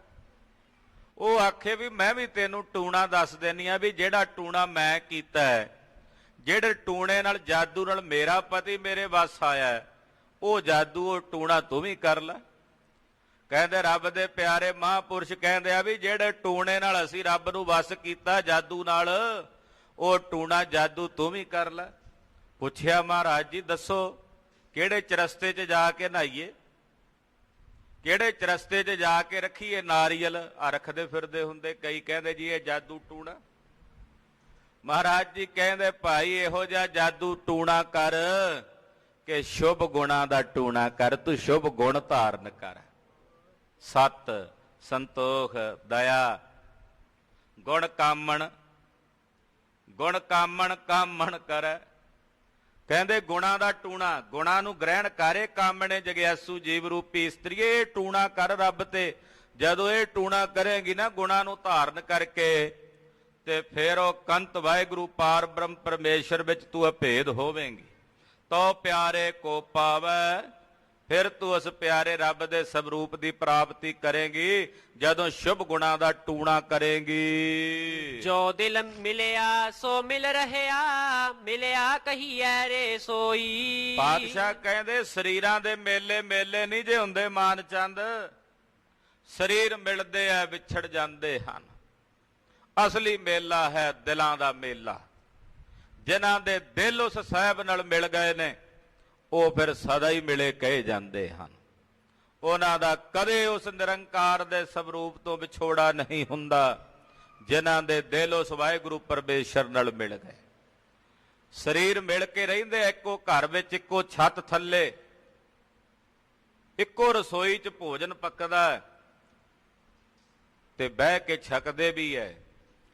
ਸਰੀਰ ਤਾਂ ਮਿਲੇ ਹੋਏ ਨੇ, ਜੇ ਦਿਲ ਨਹੀਂ ਮਿਲੇ ਹੋਏ ਤਾਂ ਉਹ ਘਰ ਨਰਕ ਬਣ ਜਾਂਦਾ ਹੈ। ਦਿਲਾਂ ਦਾ ਮੇਲਾ ਹੋਵੇ, ਸਰੀਰ ਭਾਵੇਂ ਜੁਦਾ ਜੁਦਾ ਵੀ ਹੋਣ ਤਾਂ ਵੀ ਮੇਲ ਹੈ, ਤਾਂ ਵੀ ਪ੍ਰੇਮ ਹੈ। ਸਰੀਰਾਂ ਦੇ ਮੇਲੇ ਤੇ ਸਰੀਰਾਂ ਦੇ ਵਿਛੋੜੇ ਤਾਂ ਸੁੱਤੇ ਸਿੱਧ ਬਣੇ ਨੇ। ਸਥੂਲ ਜੋ ਹੋਏ ਇਹ ਮਿਲਨੇ ਵਿਛੜਨੇ ਹੈਣ। ਪਾਤਸ਼ਾਹ ਕਹਿੰਦੇ ਜਿਨ੍ਹਾਂ ਦਾ ਦਿਲ ਮਿਲਿਆ ਹੋਇਆ ਹੈ, ਜੋ ਦਿਲ ਮਿਲਿਆ ਸੋ ਮਿਲ ਰਹਿਆ। ਜਿਨ੍ਹਾਂ ਦਾ ਦਿਲ ਮਿਲ ਗਿਆ ਸਤਿਗੁਰਾਂ ਦੇ ਚਰਨਾਂ ਨਾਲ, ਉਹ ਮਿਲਿਆ ਹੀ ਹੋਇਆ ਹੈ। ਮਿਲਿਆ ਕਹੀਐ ਰੇ ਸੋਈ, ਉਹੀ ਮਿਲਿਆ ਹੋਇਆ ਕਿਹਾ ਜਾ ਸਕਦਾ ਹੈ। ਜਿਨ੍ਹਾਂ ਦੇ ਮਨ, ਜਿਨ੍ਹਾਂ ਦੀ ਸੁਰਤ ਗੁਰੂ ਗ੍ਰੰਥ ਸਾਹਿਬ ਦੇ ਚਰਨਾਂ 'ਚ ਹਾਜ਼ਰ ਹੈ, ਉਹ ਗੁਰੂ ਨੂੰ ਮਿਲੇ ਹੋਏ ਹਨ, ਉਹੀ ਮਿਲੇ ਹੋਏ ਕਹੇ ਜਾਂਦੇ ਹਨ। ਜੇ ਬਹੁ ਤੇਰਾ ਲੋਚੀਐ, ਬਾਤੀ ਮੇਲ ਨਾ ਹੋਈ। ਤੇ ਜੇ ਤੂੰ ਬਹੁਤਾ ਲੋਚੀ ਜਾਵੇਂ, ਬਹੁਤੀਆਂ ਗੱਲਾਂ ਕਰੀ ਜਾਵੇਂ, ਬਹੁਤੀਆਂ ਬਾਤਾਂ ਕਰੀ ਜਾਵੇਂ, ਤੇ ਗੱਲਾਂ ਨਾਲ ਮੇਲੇ ਨਹੀਂ ਹੁੰਦੇ। ਜੇ ਬਾਤੀ ਮੇਲ ਨਾ ਹੋਏ, ਬਾਤਾਂ ਨਾਲ, ਗੱਲਾਂ ਨਾਲ ਮੇਲ ਨਹੀਂ ਜੇ ਹੁੰਦਾ। ਕਈ ਤਾਂ ਗੱਲਾਂ ਨਾਲ ਹੀ ਕਹਿੰਦੇ ਜੀ ਅਸੀਂ ਤਾਂ ਮਿਲੇ ਹੋਏ ਹਾਂ। ਵੇਖੋ ਜੀ, ਅਸੀਂ ਕਦੇ ਇੱਕ ਦੂਜੇ ਪ੍ਰਤੀ ਮਨ 'ਚ ਵਿਤਕਰੇ ਦਾ ਭਾਵ ਨਹੀਂ ਰੱਖਿਆ। ਨਹੀਂ ਰੱਖਿਆ ਤੇ ਫਿਰ ਕਿਉਂ ਦੂਜੇ ਫੈਸਲਾ ਕਰਾਉਂਦੇ ਫਿਰਦੇ ਆ? ਤੁਹਾਡਾ ਫਰਕ ਸੀਗਾ ਤਦੇ ਤਾਂ ਕੋਈ ਦੂਜਾ ਆਇਆ ਫੈਸਲਾ ਕਰਾਉਣ ਨੂੰ। ਬਾਤਾਂ ਨਾਲ ਮੇਲ ਨਹੀਂ ਜੇ ਹੁੰਦਾ, ਗੱਲਾਂ ਨਾਲ ਮੇਲ ਨਹੀਂ ਜੇ ਹੁੰਦਾ। ਜੇ ਦਿਲ ਮਿਲਿਆ ਹੋਇਆ ਤੇ ਫਿਰ ਇਹੋ ਜਿਹਾ ਭੇਦਤਾ ਦਾ ਸੁੱਖ ਪ੍ਰਾਪਤ ਹੁੰਦਾ ਹੈ ਜਿੱਥੇ ਕਦੇ ਆਪਣਾ ਆਪਾ ਜਣਾਇਆ ਹੀ ਨਹੀਂ ਜਾਂਦਾ। ਮੁਰਦੇ ਦੇ ਮਨਿੰਦ, ਜਿਵੇਂ ਮੁਰਦਾ ਨਹੀਂ ਨਾ ਹਿਲਦਾ ਜੁਲਦਾ, ਜਿਨ੍ਹਾਂ ਦਾ ਦਿਲ ਮਿਲ ਗਿਆ ਸਾਹਿਬ ਨਾਲ, ਉਹ ਫਿਰ ਆਪਣਾ ਆਪਾ ਜਣਾਉਂਦੇ ਹੀ ਨਹੀਂ, ਮੁਰਦੇ ਦੇ ਮਨਿੰਦ ਹੋ ਜਾਂਦੇ ਹੈ। ਤੇ ਗੱਲਾਂ ਨਾਲ ਮੇਲ ਨਹੀਂ ਹੁੰਦਾ। ਅੱਜ ਕੱਲ ਗੱਲਾਂ ਵਾਲੇ ਹੈਣ ਘਨੇਰੇ, ਗੱਲਾਂ ਵਾਲੇ ਬਹੁਤੇ ਹਨ। ਗੱਲੀ ਅਸੀਂ ਚੰਗੀਆਂ, ਆਚਾਰੀ ਬੁਰੀਆਹ। ਹਰ ਜਸ ਸੁਨਾ ਨਾ, ਹਰ ਗੁਣ ਗਾਵੈ, ਬਾਤ ਨਹੀਂ ਅਸਮਾਨ ਗਿਰਾਵੈ। ਗੱਲਾਂ ਨਾਲ ਅਸਮਾਨ ਨੂੰ ਟਾਕੀਆਂ ਲਾਉਣ ਵਾਲੇ ਬਹੁਤ ਨੇ। ਇਸ ਕਰਕੇ ਪਾਤਸ਼ਾਹ ਕਹਿੰਦੇ ਭਾਈ ਗੱਲਾਂ ਨਾਲ ਪਰਮੇਸ਼ਰ ਦੇ ਸਵਰੂਪ ਵਿੱਚ ਭੇਦਤਾ ਨਹੀਂ ਹੋਣੀ। ਧਾਤ ਮਿਲੈ ਫੁਨ ਧਾਤ ਕੋ, ਲਿਵ ਲਿਵੈ ਕਉ ਧਾਵੈ। ਕਹਿੰਦੇ ਜਿਵੇਂ ਕੋਈ ਧਾਤ ਧਾਤ ਨੂੰ ਨਹੀਂ ਮਿਲ ਜਾਂਦੀ, ਵੀ ਸੋਨੇ ਦਾ ਗਹਿਣਾ ਹੋਵੇ ਕੁਠਾਲੀ 'ਚ ਪਾਓ, ਉਹ ਸੋਨੇ ਨੂੰ ਮਿਲ ਜਾਂਦਾ, ਉਹਦਾ ਗਹਿਣਾ ਪੁੰਨ ਜਿਹੜਾ ਉਹਦਾ ਆਕਾਰ ਹੁੰਦਾ ਖਤਮ ਹੋ ਜਾਂਦਾ। ਜਿਵੇਂ ਧਾਤ ਧਾਤ ਨੂੰ ਮਿਲ ਕੇ ਉਹਦੇ ਵਿੱਚ ਡਲੀ ਬਣ ਜਾਂਦਾ ਨਾ, ਸੋਨੇ ਦੀ ਡਲੀ ਹੋ ਜਾਂਦਾ ਉਹ ਜਿਹੜੇ ਗਹਿਣੇ ਹੁੰਦੇ ਆ। ਇਦਾਂ ਜਿਹੜੀ ਲਿਵ ਹੈ ਉਹ ਲਿਵ ਵਿੱਚ ਜਾਂਦੀ। ਲਿਵ ਨਾਮ ਹੁੰਦਾ ਵੀ ਇੱਕ ਰਸ, ਪਰਮਾਤਮਾ ਇੱਕ ਰਸ ਹੈ। ਇੱਕ ਰਸ ਪਰਮਾਤਮਾ ਵਿੱਚ ਉਹੀ ਮਿਲ ਸਕਦਾ ਜਿਹਦੀ ਬਿਰਤੀ ਇੱਕ ਰਸ ਵਗੇਗੀ। ਆਖੋ ਸਤਿਨਾਮ ਸ੍ਰੀ ਵਾਹਿਗੁਰੂ। ਬੜਾ ਡੂੰਘਾ ਬਚਨ ਪਾਤਸ਼ਾਹ ਕਰਦੇ ਆ ਇੱਥੇ। ਲਿਵ ਇੱਕ ਰਸ ਬਿਰਤੀ ਜਿਨ੍ਹਾਂ ਦੀ ਹੋਵੇਗੀ, ਉਹੀ ਉਸ ਇੱਕ ਰਸ ਪਰਮੇਸ਼ਰ ਨੂੰ ਮਿਲਣਗੇ ਨਾ। ਜਿਨ੍ਹਾਂ ਅੰਦਰ ਪਹਿਲਾਂ ਹੀ ਧਾਤ ਬਣੀ ਹੋਈ ਹੈ, ਭੱਜ ਨੱਠ ਬਣੀ ਹੋਈ ਹੈ, ਇੱਕ ਰਸ ਬਿਰਤੀ ਹੈ ਹੀ ਨਹੀਂ, ਉਹ ਕਿਵੇਂ ਉਹਦੇ 'ਚ ਭੇਦ ਹੋਣਗੇ? ਜਿਨ੍ਹਾਂ ਦੀ ਇੱਕ ਰਸ ਬਿਰਤੀ ਹੈ, ਉਹੀ ਉਸ ਇੱਕ ਰਸ ਵਾਹਿਗੁਰੂ ਪਰਮੇਸ਼ਰ ਚ ਅਭੇਦ ਹੁੰਦੇ ਹਨ। ਗੁਰ ਪ੍ਰਸਾਦੀ ਜਾਨੀਐ ਤਉ ਅਨਭਉ ਪਾਵੈ। ਪਾਤਸ਼ਾਹ ਕਹਿੰਦੇ ਗੁਰੂ ਦੀ ਕਿਰਪਾ ਨਾਲ ਜਾਣਿਆ ਜਾਂਦਾ ਪਰਮੇਸ਼ਰ ਦੇ ਸਰੂਪ ਨੂੰ। ਜਦੋਂ ਗੁਰੂ ਦੀ ਕਿਰਪਾ ਹੁੰਦੀ ਫਿਰ ਅੰਦਰੋਂ ਅਨੁਭਵ ਪ੍ਰਕਾਸ਼ ਹੁੰਦਾ, ਅੰਦਰੋਂ ਗਿਆਨ ਹੁੰਦਾ, ਅੰਦਰੋਂ ਉਹਨੂੰ ਅਨੁਭਵ ਕਹਿੰਦੇ, ਅਨੁਭਵ ਪ੍ਰਕਾਸ਼। ਜਿਹੜਾ ਅਨੁਭਵ ਪ੍ਰਕਾਸ਼ ਹੈ ਨਾ ਗੁਰੂ ਖਾਲਸਾ ਜੀ, ਉਹ ਦੁਨੀਆ ਦੀ ਕਿਸੇ ਪੁਸਤਕ ਚੋਂ, ਦੁਨੀਆ ਦੇ ਕਿਸੇ ਸ਼ਾਸਤਰ ਚੋਂ, ਦੁਨੀਆ ਦੇ ਕਿਸੇ ਗ੍ਰੰਥ ਚੋਂ ਨਹੀਂ ਮਿਲਦਾ। ਜਿਹੜਾ ਗੁਰੂ ਕਿਰਪਾ ਨਾਲ ਅੰਦਰੋਂ ਸਫੁਰਤ ਹੁੰਦਾ ਉਹਨੂੰ ਅਨੁਭਵ ਪ੍ਰਕਾਸ਼ ਕਹਿੰਦੇ। ਭਾਈ ਰਤਨ ਸਿੰਘ ਭੰਗੂ ਜੀ ਨੇ ਪ੍ਰਾਚੀਨ ਪੰਥ ਪ੍ਰਕਾਸ਼ ਵਿੱਚ ਇਹ ਬਚਨ ਲਿਖੇ ਨੇ। ਉਹ ਕਹਿੰਦੇ ਸ਼ਾਸਤਰਾਂ ਦਾ ਗਿਆਨ, ਵੇਦਾਂ ਦਾ ਗਿਆਨ, ਸਿਮਰਤੀਆਂ ਦਾ ਗਿਆਨ, ਬਾਹਰਲੀਆਂ ਜਿਤਨੀਆਂ ਪੁਸਤਕਾਂ ਨੇ ਉਹਨਾਂ ਦਾ ਗਿਆਨ, ਉਹ ਸਭ ਕੰਚਨ ਕੇ ਚੇਰ ਨੇ। ਯਾਨੀ ਕਿ ਉਹ ਕਿਸੇ ਦਾ, ਸੋਨਾ ਤਾਂ ਹੈਣ ਪਰ ਉਹ ਕਿਸੇ ਦਾ ਗਿਆਨ ਜੋ ਉਹਨਾਂ ਨੇ ਲਿਖ ਦਿੱਤਾ। ਪਰ ਅਨੁਭਵ ਪਾਰਸ ਕੀ ਕਣੀ, ਜਿਹੜਾ ਅਨੁਭਵ ਦਾ ਗਿਆਨ ਹੈ ਨਾ ਅੰਦਰੋਂ, ਉਹ ਪਾਰਸ ਦੇ ਪੱਥਰ ਦੇ ਸਮਾਨ ਹੁੰਦਾ, ਜਿਹੜਾ ਕਿਸੇ ਵੀ ਧਾਤ ਨੂੰ ਸੋਨਾ ਬਣਾ ਸਕਦਾ। ਕਿਸੇ ਕਿਤਾਬ ਦਾ ਗਿਆਨ ਸੋਨਾ ਹੈ, ਉਹ ਸੋਨਾ ਤਾਂ ਹੈ ਪਰ ਕਿਸੇ ਅੱਗੇ ਹੋਰ ਨੂੰ ਸੋਨਾ ਨਹੀਂ ਬਣਾ ਸਕਦਾ ਉਹ। ਪਰ ਜਿਹੜਾ ਅਨੁਭਵ ਪ੍ਰਕਾਸ਼ ਹੈ ਉਹ ਪਾਰਸ ਦੀ ਕਣੀ ਹੈ, ਜਿਹੜਾ ਅੱਗੇ ਹੋਰਨਾਂ ਦੇ ਜੀਵਨ ਨੂੰ ਵੀ ਤਬਦੀਲ ਕਰ ਸਕਦਾ, ਬਦਲ ਸਕਦਾ। ਸ੍ਰੀ ਗੁਰੂ ਗ੍ਰੰਥ ਸਾਹਿਬ ਜੀ ਦੀ ਬਾਣੀ, ਗੁਰੂ ਨਾਨਕ ਸਾਹਿਬ ਤੇ ਗੁਰੂ ਗੋਬਿੰਦ ਸਿੰਘ ਸਾਹਿਬ 10 ਪਾਤਸ਼ਾਹੀਆਂ ਦਾ ਅਨੁਭਵ ਹੈ। ਅਕਾਲ ਪੁਰਖ ਪਰਮੇਸ਼ਰ ਨੂੰ ਜੋ ਆਪਣੇ ਹਿਰਦੇ 'ਚ ਅਨੁਭਵ ਕੀਤਾ ਉਹ ਦੱਸਿਆ। ਕਹਿੰਦੇ ਜੋ ਵੇਖਿਆ ਉਹ ਅਸੀਂ ਬਿਆਨ ਕੀਤਾ। ਇੱਕ ਹੁੰਦੀ ਹੈ ਕਲਪਨਾ। ਕਲਪਨਾ ਤੁਸੀਂ ਝੂਠੀ ਵੀ ਕਰ ਸਕਦੇ ਹੋ। ਇੱਕ ਹੁੰਦਾ ਅਨੁਭਵ ਕਿ ਮੈਂ ਅਨੁਭਵ ਕੀਤਾ, ਮੈਂ ਇਹ ਮਾਣੀ ਹੈ ਚੀਜ਼। ਕਿਸੇ ਨੂੰ ਕਹੋ ਵੀ ਤੂੰ ਇਹ ਫਲਾਣਾ ਪਦਾਰਥ ਸੁਣਿਆ, ਕਹਿੰਦਾ ਹਾਂ ਸੁਣਿਆ, ਖਾਧਾ ਨਹੀਂ। ਦੂਜਾ ਕੋਲੋਂ ਕਹਿੰਦਾ ਹਾਂ ਮੈਂ ਇਹਦਾ ਸਵਾਦ ਵੀ ਚੱਖਿਆ। ਜਿਹੜਾ ਕਹਿੰਦਾ ਨਾ ਚੱਖਿਆ ਸਵਾਦ, ਯਾਨੀ ਕਿ ਉਹਦੇ ਅਨੁਭਵ ਵਿੱਚ ਆ ਗਿਆ ਉਹ। ਬਹੁਤ ਕੁਝ ਐਸਾ ਹੈ ਜੋ ਅਸੀਂ ਵਰਤ ਰਹੇ ਹਾਂ ਪਰ ਸਾਡੇ ਅਨੁਭਵ ਵਿੱਚ ਨਹੀਂ ਆਉਂਦਾ। ਬਹੁਤ ਕੁਝ ਐਸਾ ਹੈ ਸਾਡੇ ਅਨੁਭਵ ਵਿੱਚ ਨਹੀਂ ਆਉਂਦਾ। ਅਨੁਭਵ ਵਿੱਚ ਉਦੋਂ ਆਉਂਦਾ ਜਦੋਂ ਸੁਰਤ ਸੂਖਸ਼ਮ ਹੁੰਦੀ ਹੈ। ਸਾਹਿਬ ਗਰੀਬ ਨਵਾਜ ਧੰਨ ਗੁਰੂ ਨਾਨਕ ਸਾਹਿਬ ਕਹਿੰਦੇ ਜਦੋਂ ਗੁਰੂ ਦੀ ਕਿਰਪਾ ਹੁੰਦੀ ਹੈ ਉਦੋਂ ਅਨੁਭਵ ਵਿੱਚ ਆ ਜਾਂਦਾ ਹੈ। ਉਦੋਂ ਅਨੁਭਵ ਵਿੱਚ ਆਉਂਦਾ ਵੀ ਮੱਥਾ ਟੇਕਣ ਦਾ ਮਤਲਬ ਕੀ ਹੈ। ਨਮਸਕਾਰ ਤਾਂ ਰੋਜ਼ ਹੀ ਕਰਦੇ ਹਾਂ ਅਸੀਂ ਗੁਰੂ ਸਾਹਿਬ ਦੇ ਸਨਮੁਖ। ਜਿਸ ਦਿਨ ਗੁਰੂ ਦੀ ਦਇਆ ਵਰਤੇਗੀ, ਸੀਸ ਸਾਹਿਬ ਦੇ ਚਰਨਾਂ 'ਚ ਝੁਕੇਗਾ ਤੇ ਅਨੁਭਵ ਵਿੱਚ ਆ ਜਾਏਗਾ ਕਿ ਇਸ ਨਮਸਕਾਰ ਕਰਨ ਦਾ ਮਤਲਬ ਕੀ ਹੈ, ਪ੍ਰਯੋਜਨ ਕੀ ਹੈ। ਨਮਸਕਾਰਾਂ ਤਾਂ ਰੋਜ਼ ਹੀ ਕਰਦੇ ਆਂ, ਪਰ ਕਿਸੇ ਦਿਨ ਐਸੀ ਨਮਸਕਾਰ ਗੁਰੂ ਚਰਨਾਂ 'ਚ ਹੋਵੇਗੀ ਕਿ ਸਾਰੇ ਸਰੀਰ ਦੇ ਵਿੱਚ ਉਸ ਨਮਸਕਾਰ ਦਾ ਭਾਵ ਮਹਿਸੂਸ ਹੋਵੇਗਾ ਕਿ ਅਸੀਂ ਗੁਰੂ ਸਾਹਿਬ ਦੇ ਚਰਨਾਂ ਨੂੰ ਸਪਰਸ਼ ਕਰਕੇ ਆਪਣੇ ਅੰਦਰ ਇੱਕ ਐਸੀ ਸ਼ਕਤੀ ਨੂੰ ਉਜਾਗਰ ਕਰ ਰਹੇ ਹਾਂ ਜਿਸ ਸ਼ਕਤੀ ਨੇ ਸਾਨੂੰ ਪਰਮਾਰਥ ਵਾਲੇ ਪਾਸੇ ਲੈ ਕੇ ਵਧਣਾ। ਗੁਰੂ ਕਿਰਪਾ ਤੋਂ ਬਿਨਾਂ ਕੁਝ ਵੀ ਅਨੁਭਵ ਵਿੱਚ ਨਹੀਂ ਆ ਸਕਦਾ। ਹਾਂਜੀ। ਪਾਨਾ ਵਾੜੀ ਹੋਏ ਘਰ, ਖਰ ਸਾਰ ਨਾ ਜਾਣੈ। ਗਧਾ ਹੁੰਦਾ ਨਾ, ਖਰ ਕਹਿੰਦੇ ਨੇ ਗਧੇ ਨੂੰ। ਗਧੇ ਦੇ ਘਰ ਦੇ ਵਿੱਚ ਪਾਨਾਂ ਦਾ ਬਗੀਚਾ ਲਾ ਦਿਓ, ਪਾਨਾਂ ਦੀ ਵਾੜੀ। ਉਹਨੂੰ ਹੁਣ ਕੀ ਪਤਾ ਉਹਦੀ ਸਾਰ ਦਾ, ਉਹਨੂੰ ਤਾਂ ਹੁਣ ਗੰਦਗੀ ਦਾ ਢੇਰ ਚੰਗਾ ਲੱਗਦਾ ਗਧੇ ਨੂੰ। ਉਹਨੂੰ ਪਾਨਾਂ ਦੀ ਵਾੜੀ ਦਾ ਕੀ ਪਤਾ ਵੀ ਪਾਨਾਂ ਦੇ ਬਗੀਚੇ ਦਾ ਕੀ ਮਤਲਬ ਹੈ। ਕਹਿੰਦੇ ਇਨ ਬਿਨ ਉਹੀ ਦਸ਼ਾ ਮਨੁੱਖਾਂ ਦੀ ਹੈ। ਹਾਂਜੀ। ਰਸੀਆ ਹੋਵੇ ਮੁਸਕ ਕਾ ਤਬ ਫੂਲ ਪਛਾਣੈ। ਕਹਿੰਦੇ ਹਿਰਦੇ ਰੂਪੀ ਘਰ ਵਿੱਚ ਸ਼ੁਭ ਗੁਣਾ ਰੂਪੀ ਪਾਨਾਂ ਦਾ ਬਗੀਚਾ ਹਰ ਇੱਕ ਦੇ ਹਿਰਦੇ ਵਿੱਚ ਹੈ, ਪਰ ਬੰਦਾ ਗਧਾ ਬਣਿਆ ਹੋਇਆ ਜਿਸ ਕਰਕੇ ਇਹਨੂੰ ਉਹਦੇ ਸ਼ੁਭ ਗੁਣਾਂ ਦੀ ਸਾਰ ਦਾ ਨਹੀਂ ਪਤਾ। ਫਿਰ ਅੱਗੇ ਦੂਸਰੀ ਉਦਾਹਰਣ ਦਿੰਦੇ, ਕਹਿੰਦੇ ਫੁੱਲਾਂ ਦਾ ਕੋਈ ਰਸੀਆ ਹੋ ਜਾਏ ਨਾ, ਜਿਹਨੂੰ ਸੁਗੰਧੀ ਲਾਣ ਦਾ, ਜਿਹਨੂੰ ਪਤਾ ਲੱਗੇ ਵੀ ਇਹ ਇਤਰ ਫੁਲੇਲ ਹੈ, ਇਹ ਗੁਲਾਬ ਦਾ ਹੈ, ਇਹ ਚੰਦਨ ਦਾ ਇਤਰ ਹੈ, ਜਿਹਨੂੰ ਪਤਾ ਲੱਗ ਜਾਏ ਉਹਨੂੰ ਫਿਰ ਜਦੋਂ ਕੋਈ ਇਤਰ ਲਿਆ ਕੇ ਦੇਵੇ, ਜਦੋਂ ਉਹਨੂੰ ਪਤਾ ਲੱਗ ਜਾਏ ਵੀ ਪਹਿਲਾਂ ਉਹਨੇ ਵਰਤਿਆ ਹੋਇਆ, ਉਹਦੇ ਅਨੁਭਵ ਚ ਆਇਆ ਹੋਇਆ, ਉਹ ਫਿਰ ਪਛਾਣ ਲੈਂਦਾ ਝੱਟ ਬਈ ਇਹ ਗੁਲਾਬ ਦੇ ਫੁੱਲਾਂ ਦਾ ਅਤਰ ਹੈ, ਇਹ ਚਮੇਲੀ ਦਾ ਹੈ, ਗੁਲਦੌਦੀ ਦਾ ਹੈ, ਇਹ ਰਾਤ ਦੀ ਰਾਣੀ ਦਾ ਹੈ। ਉਹਨੂੰ ਫਿਰ ਸਾਰੀ ਸੋਝੀ ਹੁੰਦੀ ਜਿਹਨੂੰ ਪਤਾ ਹੋਵੇ। ਜਿਹਨੇ ਕਦੇ ਲਾਈ ਪਹਿਲੀ ਵਾਰ ਸੁਗੰਧੀ ਹੋਵੇ ਉਹਨੂੰ ਤੁਸੀਂ ਲਿਆ ਕੇ ਵੀ ਦੇ ਦਿਓ, ਉਹਨੇ ਕਹਿਣਾ ਯਾਰ ਮੈਨੂੰ ਨੱਕਾਂ ਨੂੰ ਚੜੀ ਜਾਂਦੀ, ਇਹ ਕੀ ਹੈ। ਪਾਤਸ਼ਾਹ ਕਹਿੰਦੇ ਜਿਹੜਾ ਖੁਸ਼ਬੂ ਦਾ ਸੁਗੰਧੀ ਦਾ ਰਸੀਆ ਹੋਵੇਗਾ ਉਹਨੂੰ ਪਤਾ ਹੁੰਦਾ ਵੀ ਸੁਗੰਧੀ ਕੀ ਹੁੰਦੀ ਹੈ।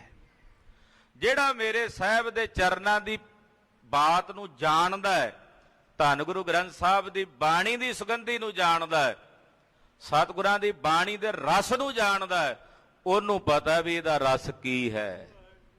ਦੂਜੇ ਨੂੰ ਕੀ ਪਤਾ। ਦੂਜੇ ਵਾਸਤੇ ਤਾਂ ਭਾਈ ਉਹਨੇ ਕਹਿਣਾ ਜੀ ਇਹ ਤਾਂ ਪਾਠੀ ਸਿੰਘਾਂ ਦੇ ਪੜ੍ਹਨ ਵਾਸਤੇ ਹੈ, ਪਤਾ ਨਹੀਂ ਕੀ ਕਿਹਾ ਜਾ ਰਿਹਾ। ਜਿਹੜਾ ਰਸੀਆ ਹੈ ਉਹਨੂੰ ਪਤਾ। ਹਾਂਜੀ।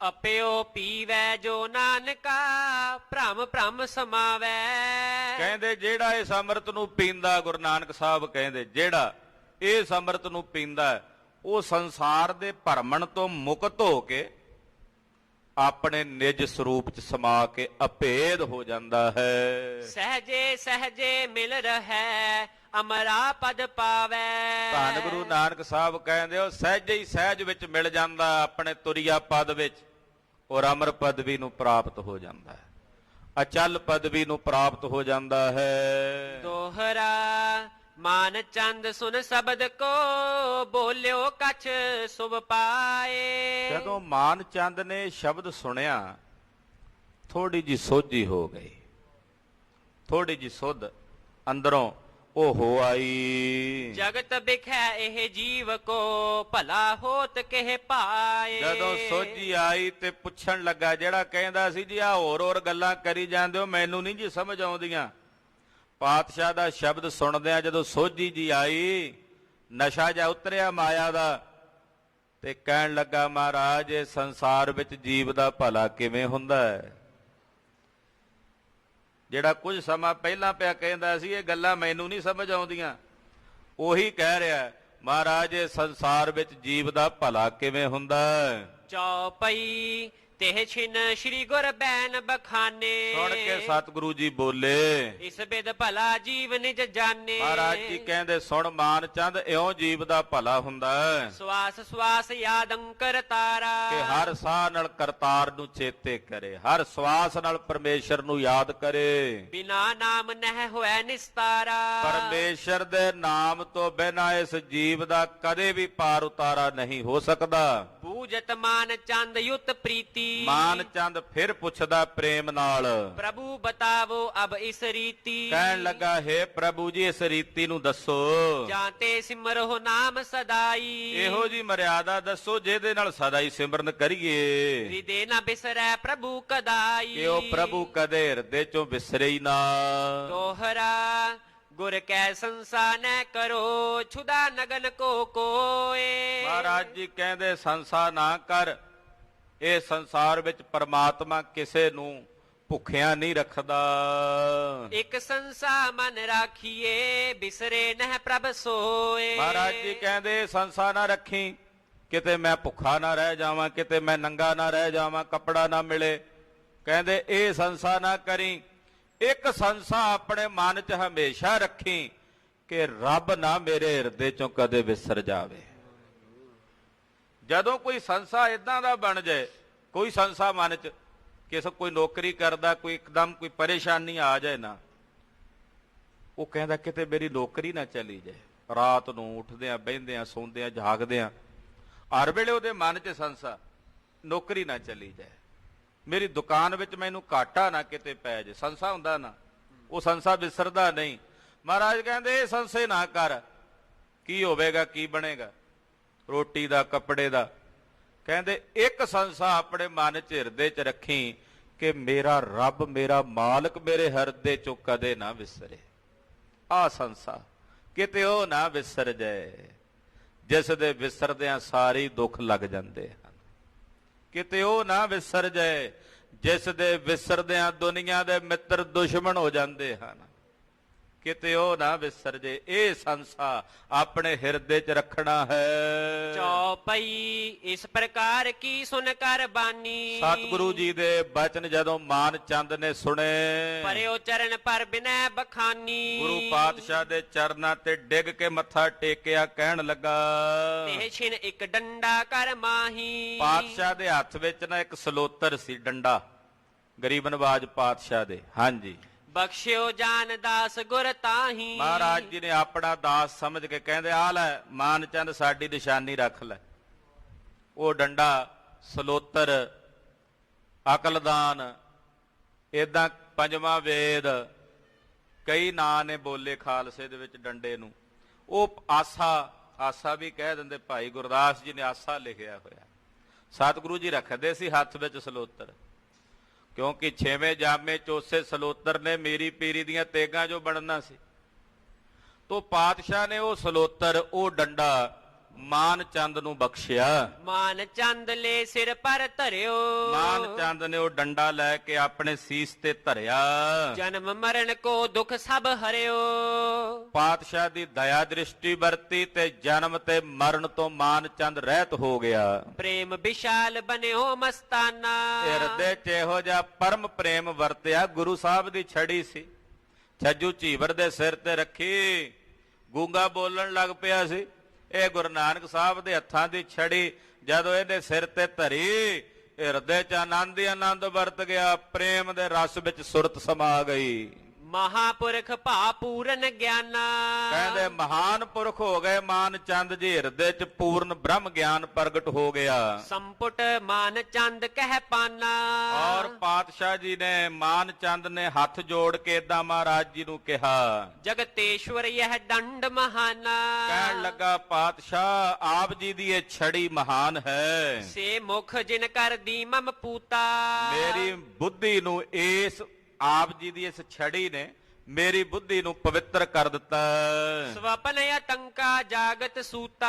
ਮਹਾਰਾਜ ਸੁਪਨੇ ਵਿੱਚ ਜਿਵੇਂ ਕੋਈ ਬੰਦਾ ਡਰਿਆ ਜਾਂ ਨਹੀਂ ਹੁੰਦਾ, ਸੁਪਨੇ 'ਚ ਕੋਈ ਡਰਾਉਣੀ ਚੀਜ਼ ਵੇਖ ਕੇ ਡਰ ਜਾਂਦਾ ਤੇ ਇੱਕਦਮ ਕੋਈ ਉਹਨੂੰ ਜਗਾ ਦੇਵੇ ਤੇ ਉਹਦਾ ਡਰ ਖਤਮ ਹੋ ਜਾਂਦਾ। ਪਾਤਸ਼ਾਹ ਤੁਸੀਂ ਅੱਜ ਮੇਰੇ ਤੇ ਇਹੋ ਜਿਹਾ ਹੀ ਤਰਸ ਕੀਤਾ। ਮੈਂ ਵੀ ਡਰਿਆ ਆ, ਸਹਿਮਿਆ ਹੋਇਆ ਸੀ ਸੰਸਾਰ ਦੇ ਸੁਪਨੇ ਵਿੱਚ, ਤੁਸੀਂ ਗਿਆਨ ਦੀ ਅਵਸਥਾ ਦੇ ਕੇ ਮੈਨੂੰ ਜਗਾ ਦਿੱਤਾ। ਦੋਹਰਾ ਜੌਨ ਕਸ਼ਟ ਗੁਰ ਕਹਿਤ ਜਹੈ। ਮਾਨ ਚੰਦ ਸੁਨ ਮੀਤ। ਪਾਤਸ਼ਾਹ ਕਹਿੰਦੇ, ਹੇ ਮਿੱਤਰ ਮਾਨ ਚੰਦ ਸੁਣ, ਆਹ ਛੜੀ ਅਸੀਂ ਤੈਨੂੰ ਦੇ ਦਿੱਤੀ ਹੈ ਸਲੋਤਰ। ਤੇਰੇ ਕੋਲ ਕੋਈ ਦੁੱਖ ਤਕਲੀਫ ਵਾਲਾ ਆਵੇ, ਕਿਸੇ ਨੂੰ ਕਿਸੇ ਪ੍ਰਕਾਰ ਦੀ ਕੋਈ ਵਿਪਤਾ ਹੋਵੇ, ਛੁਵਤ ਪਲਾਵਤ ਖਿਨਕ ਮਹਿ ਮੁਕਤ ਰਾਮ ਕਰ ਚੀਤ।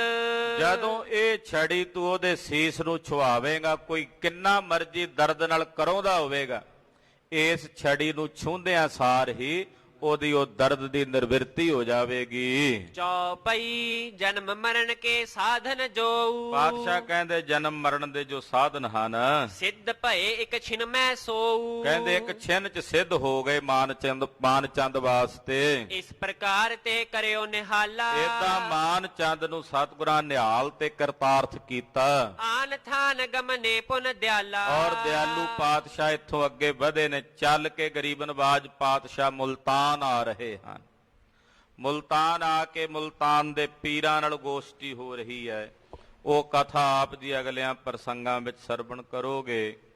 ਗੁਰੂ ਪਾਤਸ਼ਾਹ ਦੀ ਪਾਵਨ ਅੰਮ੍ਰਿਤਮਈ ਕਥਾ ਕਥਨ ਕਰਦਿਆਂ ਹੋਈਆਂ ਅਨੇਕ ਪ੍ਰਕਾਰ ਦੀਆਂ ਭੁੱਲਾਂ ਚੁੱਕਾਂ ਦੀ ਖਿਮਾ ਕਰਨੀ, ਅਰਦਾਸ ਕਰਨੀ ਸਤਿਗੁਰੂ ਜੀ ਅਗਾਂਹ ਵਾਸਤੇ ਸਦਬੁੱਧੀ ਔਰ ਸਮਤ ਪ੍ਰਦਾਨ ਕਰਨ। ਵਾਹਿਗੁਰੂ ਵਾਹਿਗੁਰੂ ਵਾਹਿਗੁਰੂ ਵਾਹਿਗੁਰੂ ਵਾਹਿਗੁਰੂ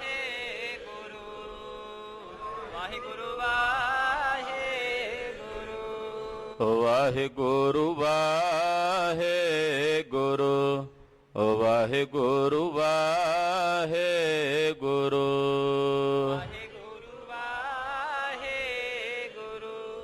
ਵਾਹਿਗੁਰੂ ਵਾਹਿਗੁਰੂ ਵਾਹਿਗੁਰੂ ਵਾਹਿਗੁਰੂ ਵਾਹਿਗੁਰੂ ਵਾਹਿਗੁਰੂ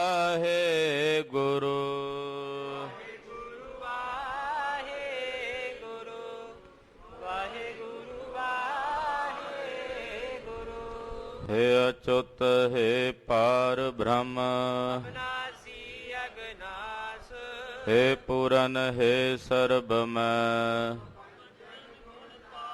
हे संगी हे निरंकार